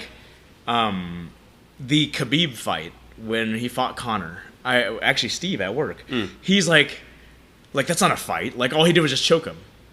That's crazy to me that somebody would watch that, see the effectiveness of Khabib's grappling, and say that Well, I can tell that's you that less of a fight. I can tell you 5 years ago, or when I started watching, I think the first UFC I saw was the second GSP BJ Penn fight. So that was probably in 2005, it's early 2006, something like that. It was USA versus Canada, and that's UFC 58, by the way. Oh man, damn! Look at you, the encyclopedia. Yeah. So basically, at that point, they went to the ground. Oh, boring. Get on the feet. Now that I have some experience jiu-jitsu, I'm fascinated. When Khabib takes a guy down in situation that previously I'd be boring. I can actually see the intricacies of what they're doing. I think it's cool. But I think to the untrained eye, if you're not familiar with grappling, I can't. I'm not going to tell you why it's the case, but it certainly is the case that why people is find the striking more. Perception, though, that it's just cheap to choke somebody. Well, I don't know about cheap, but just lying on him. Why are you just lying on him? What's the well? And actually, I've learned that if you can lie on someone for 5 minutes, that means you have a lot of skill. Especially if you're going with someone equal size and athleticism, it's not trivial to hold a person down. They think that. And then they come into jiu-jitsu and they outweigh me by 60 pounds. Yeah, why doesn't he just stand and up? I pin them, for 3 minutes. Or Alexia. Exactly, right? Exactly. So what was, going back through history, what was the one of the big empires that dominated, at least in the last 400 or 500 years and stuff? It was the English Empire. What did the Brits do? They box. They spread that. It's not propaganda. The pugilism. Yeah, right? pugilism. And so it became the sweet science. Widespread throughout every place that their empire had touched. The sun never sets on the British Empire at one point in time, and all that kind of stuff. So the Aussies had that. The New Zealand had it. It was brought to America and stuff like that, and it was perpetuated throughout American manhood. You stand in front of somebody and you punch them in the face. When something gets ingrained in culture like that, it's almost like it was never not there. There's definitely a cultural thing where it's like, I think punching, that's just, I don't know. It's viewed, I wouldn't say more honorably, but it's viewed more favorably than someone that's just lying on you with their balls in my face, as they like to say. You know what I mean? So do you? So like going back to that, do you think that there's a certain not homophobia, but certain like No, there's some of that too. I mean, there is some of that, right? Like you're gay, but like, is there a certain stigma attached with grappling that it's not manly? I don't think it's. I'm not going to say. And where did it come from? Right? Like, well, I don't know if it. I'm sure there's some stigma part of it, but you got guys in singlets, in close proximity to one another. But I think it's just lack of knowledge. You know what I mean? Like the thing is, and I think I think what's indicative of this is that anyone that stands, and I'm sure someone would argue if you put Lomachenko in front of someone in a street fight, Lomachenko is not going to get hurt. No, Fine, probably not. No. But I think we would agree that the risk of a stand-up encounter with someone, regardless of the disparity in skill, is riskier for the higher skilled person than if it went to the ground and you had a higher skilled grappler with a lower skilled grappler. Mm-hmm. The chance of something going terribly wrong when you're grappling, if you're better than the other person, is a lot lower than something going terribly wrong if you're standing. Do we agree on that? Oh, sure. Yes. Yes, the sucker punch factor, and it's the odds of breaking your hand or something like that. Yeah. If you're the higher skilled guy, because you see it even in boxing, at the highest level of boxing, guys have no business beating this other guy. He caught him. Exactly. There's that puncher's chance factor. Yeah. And again, I'm sure, boxers and strikers might, come with arguments, but I think that is something where, and at the end of the day, it's flashier, right? Like you want to punch someone and knock out, it certainly good. photographs well. Yeah, so I think that's kind of... Yeah, but that armbar of Jason DeLuca by Gracie, by Royce Gracie from UFC 4, I think. Well, I mean, it's picture perfect. You can go into cinema if you want to. They're still making, in a certain extension anyway, they're still making Rocky movies. Boxing movies are still popular. How many jiu-jitsu movies are there? Roll. Because it just doesn't choke. Red belt. Those are documentary. But that's an MMA. Yeah, and it doesn't photograph as well. Yeah, and I think back to Ryan's point, I think it's also historically as a culture, boxing's been around longer. It's forget about whether it's obviously it's accepted in society, but it's just more known because it's been around longer. Who the fuck knows jiu-jitsu? Yeah, but okay, so has it really been around longer? As an organized sport, maybe. In the public eye, 100%. But pancration and wrestling were in the Who the Greek... fuck was following pancrase back in the day in Boston with palm strikes and stuff? No, pancrase, like one of the original Olympic events. Oh, yeah, no. Right, back to the Greeks, man. No, wrestling naked, man. In the past 100 years, people are familiar with boxers.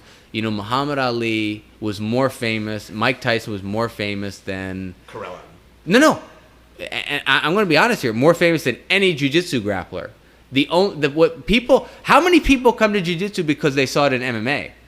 More people, I would bet, if I were a betting man, I would bet that people come to jiu-jitsu more because of interest in MMA than an interest in jiu-jitsu. They find out about jiu-jitsu via MMA. Okay. Where it's I don't want to get punched in the face. Oh, this is the ground part of the UFC. Let me learn it. That's how I think people get attracted. Jiu-jitsu, and this is all the way back to fucking Gordon Ryan. Gordon Ryan talks about he wants to bring more non-jiu-jitsu practitioners to the sport, which good luck to. I hope he does, but it's going to be tough because if you go to any tournament, even ADCC, 95% of the people in the audience are from gyms that practice jiu-jitsu. So if you watch a boxing fight, how many people are... If you watch Mayweather versus Pacquiao, how many of the people in that audience at MGM, at the Mandalay Bay or wherever, practice boxing in their gym? It's a mainstream sport versus a niche sport. It's changing. It is changing. Absolutely. I'm not saying it's not changing. But currently, right now, that's where it is. Okay, so going back to that, right? And trying to go full circle here. The average dude off the street, the average lady off the street, Train jiu-jitsu. It's awesome. Train You'll jiu-jitsu. love it. Yeah, exactly. So, but like, how do we get them in the door? How do we keep them on the mats?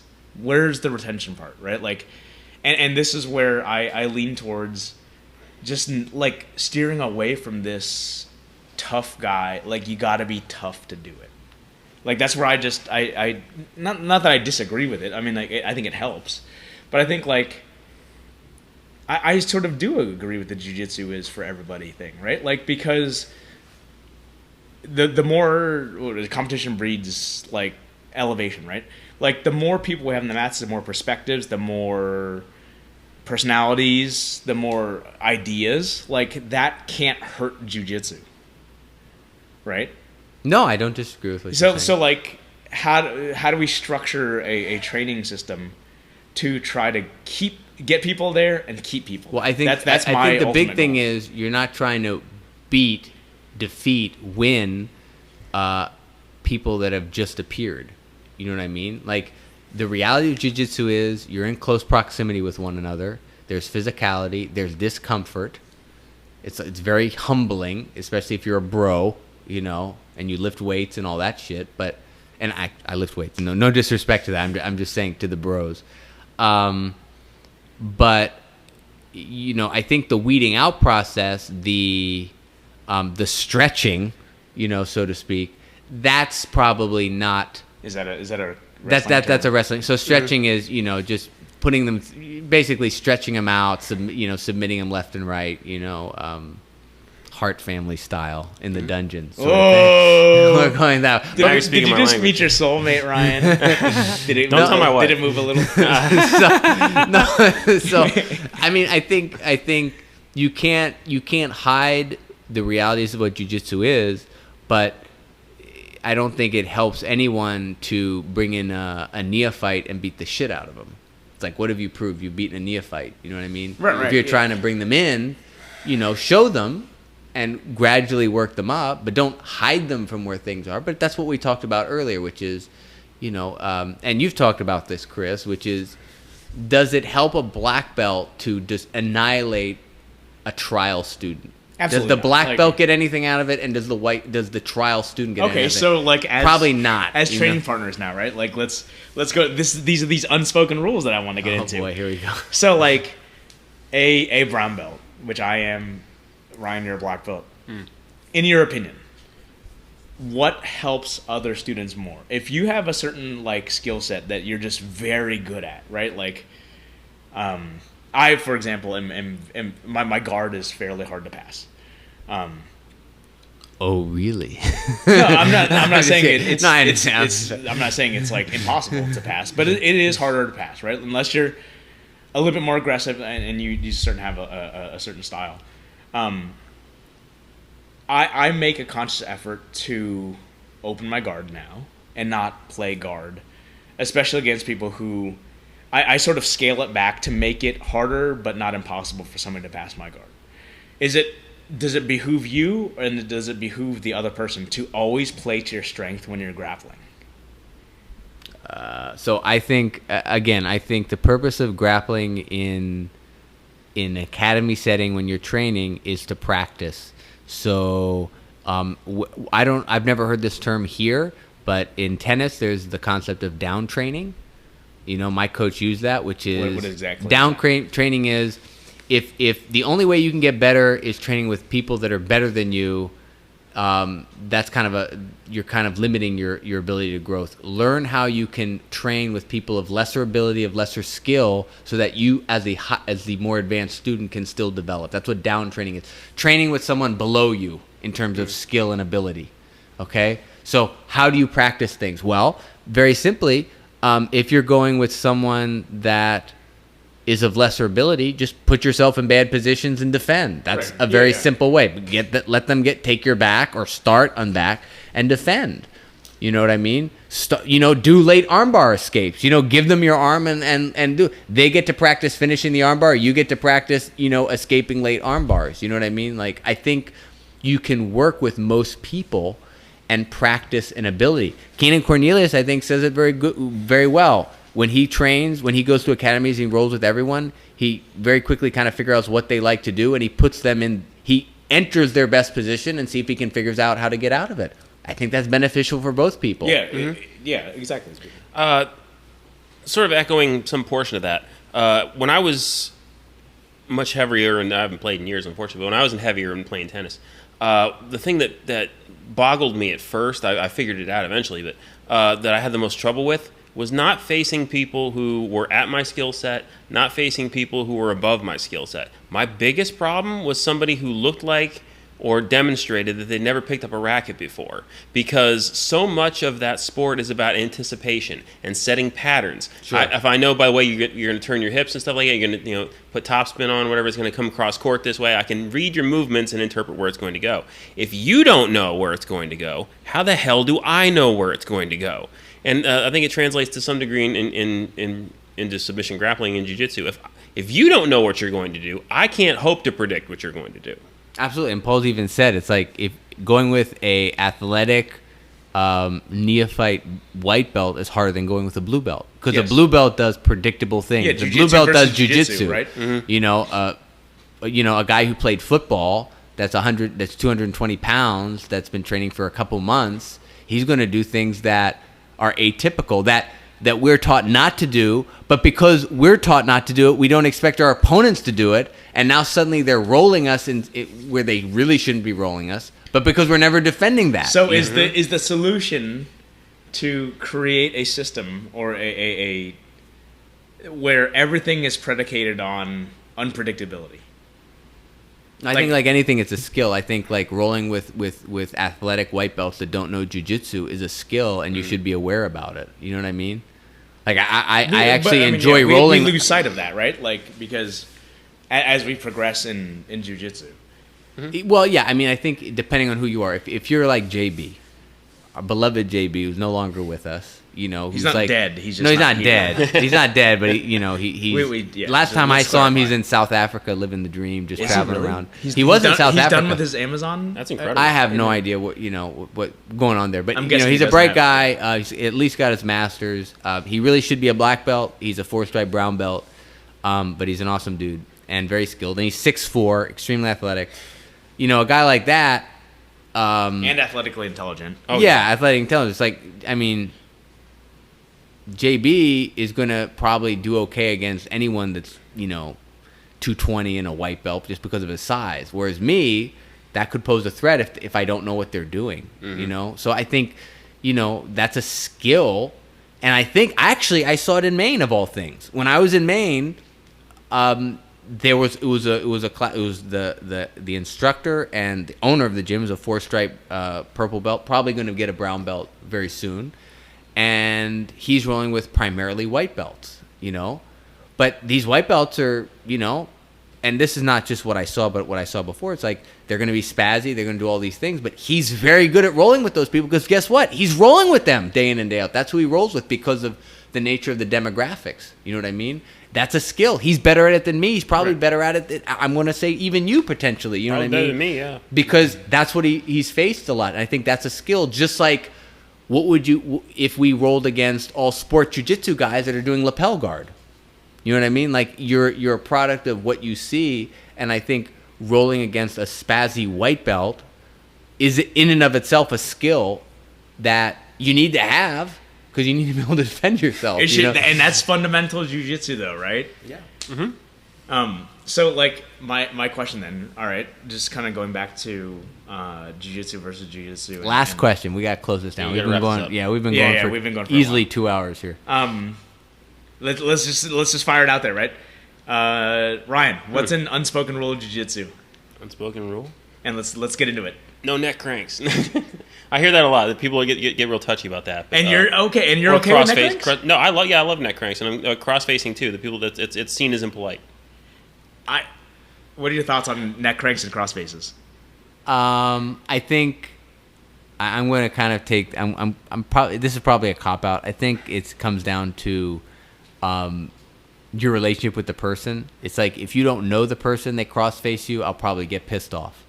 I know Nick Paul. Nick Paul cross face me left and right. I don't get angry at him. You know what I mean? So I think just like when you go, and this is another, I'll go into another unspoken rule. When you go to another gym, I'm I'm probably not looking to submit people. Mm-hmm. I'm probably just looking to roll. You know what I mean? Because I'm not trying to.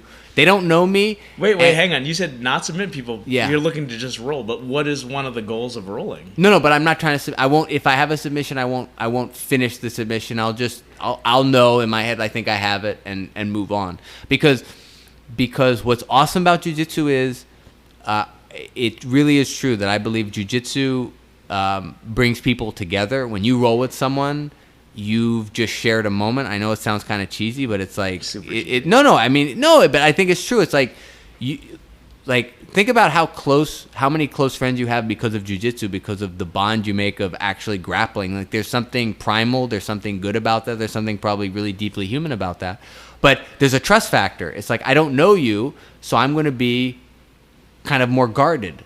You know, Paul talks about it all the time. He talks about it with Jeremiah. It's like, as I get more comfortable with Jeremiah, I'm starting to put my shin on his face now. I'm starting to do more physical things. It's like, you have to develop a relationship and a confidence and an understanding with the other person before you start pushing the physicality of what you're doing. And I think that's really where it comes down to. It's like who you're doing the crossface to. Crossfacing in and of itself, nothing wrong with it. But I wouldn't do that to a person I just met, because it's a bad.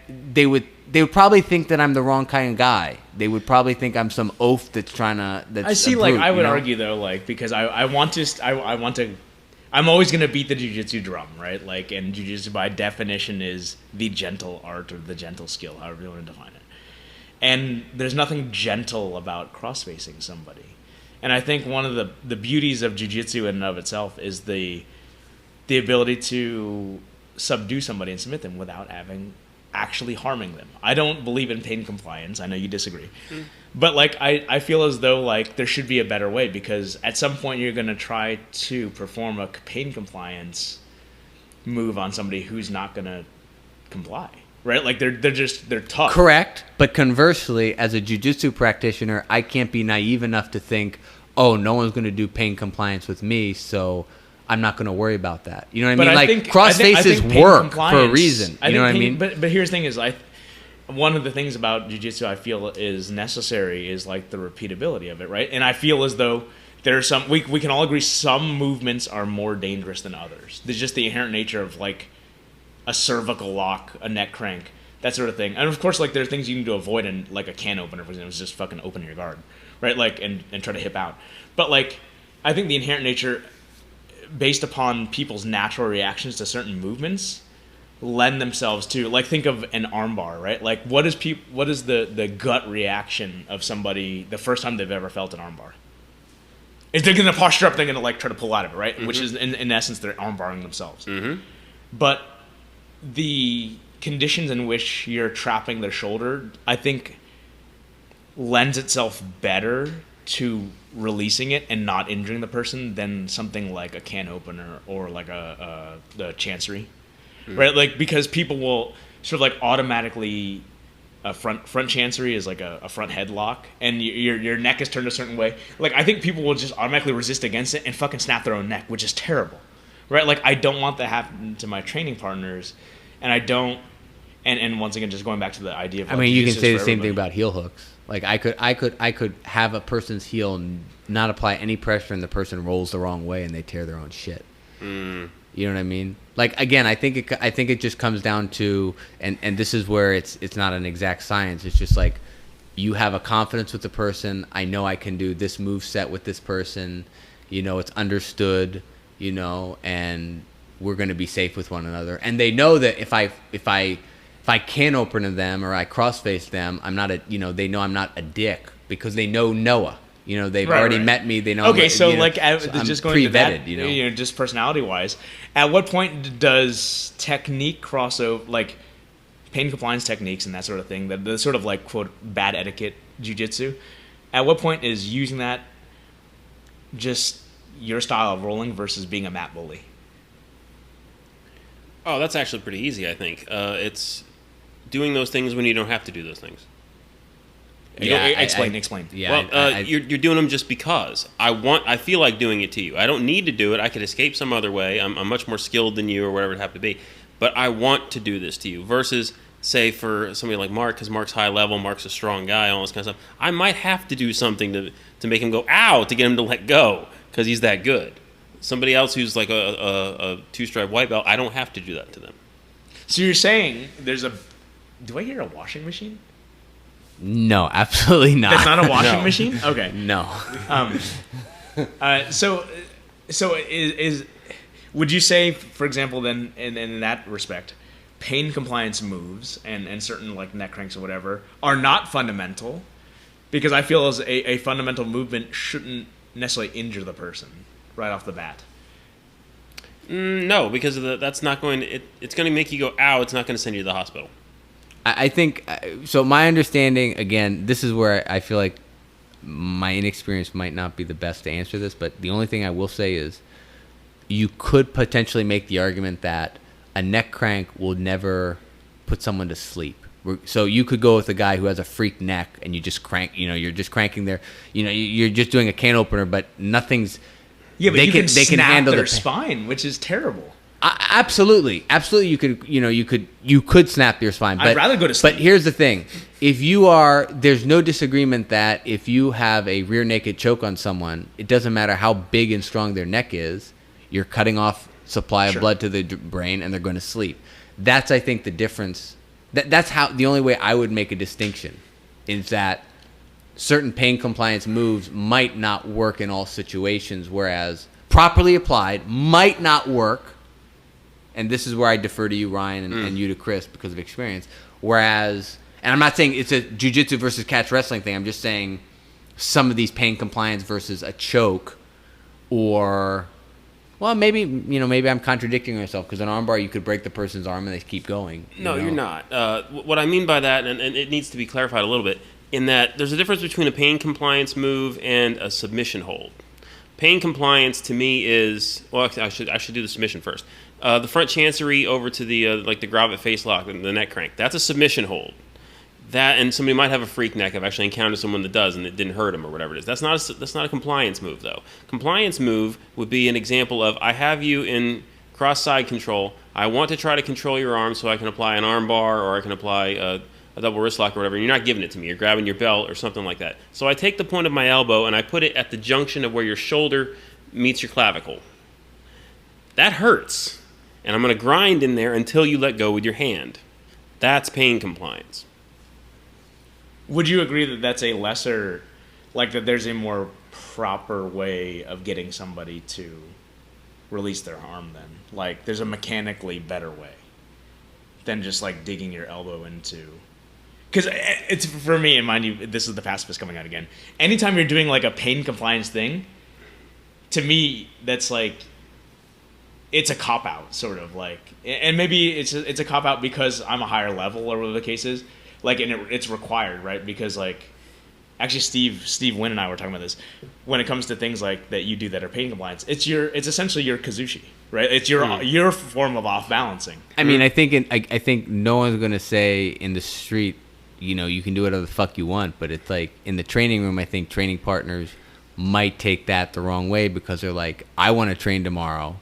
And you're like doing things that are gonna, you have to apply enough pain for me to move. Therefore, there's a good chance that you're gonna injure me. Maybe not seriously, but in a way that's gonna make me feel discomfort for the next few days. Like, why did you have to? Just like people get angry if you neck crank them instead of choke them. You don't get under their chin and you're just kind of cranking their jaw and stuff. It's like, it's kind of annoying. I used to be more in that camp, but now I'm also like, if they get there, I'm the one that's tucking my chin, so I'm also partly to blame for this. You know what I mean? Like, I can't blame the person for trying to, like, oh, he's got his tongue, his tongue, not his tongue, his chin tucked. I can't submit him now. It's like, if I want to either have my jaw break or I want to get choked, that's kind of on me too. So, again, I think it just comes down to, as simple as it sounds, just a little bit of common sense and knowing who you're rolling with and knowing, and letting go of your ego. Yeah, knowing the boundaries that you guys have with people. You know what I mean? Like, you, like anything, I'm confident that you could roll with two different people, and if they do the same moves, you might react differently. Like, if you roll with Chris and Chris does a move, you might be no big deal. But then if some person you don't know that might be a lower rank does the same thing, there might be some offense or it might be confusion. There might be some anger there, and that's just human nature, and that's just, I think, etiquette and knowing people and having a comfort zone with different training partners. I concur. I'm good with that. All right, guys, I think we've. What are we I think at, that 3 hours? the two people that were listening to us are fast asleep, so this has been a real pleasure. We can split this up into two. Well, Two no, parts? we won't do that. But Chris is still with us, so that's good. Chris did not pass out on Yeah, the table. not yet. All right, I've good had stuff. my sugar.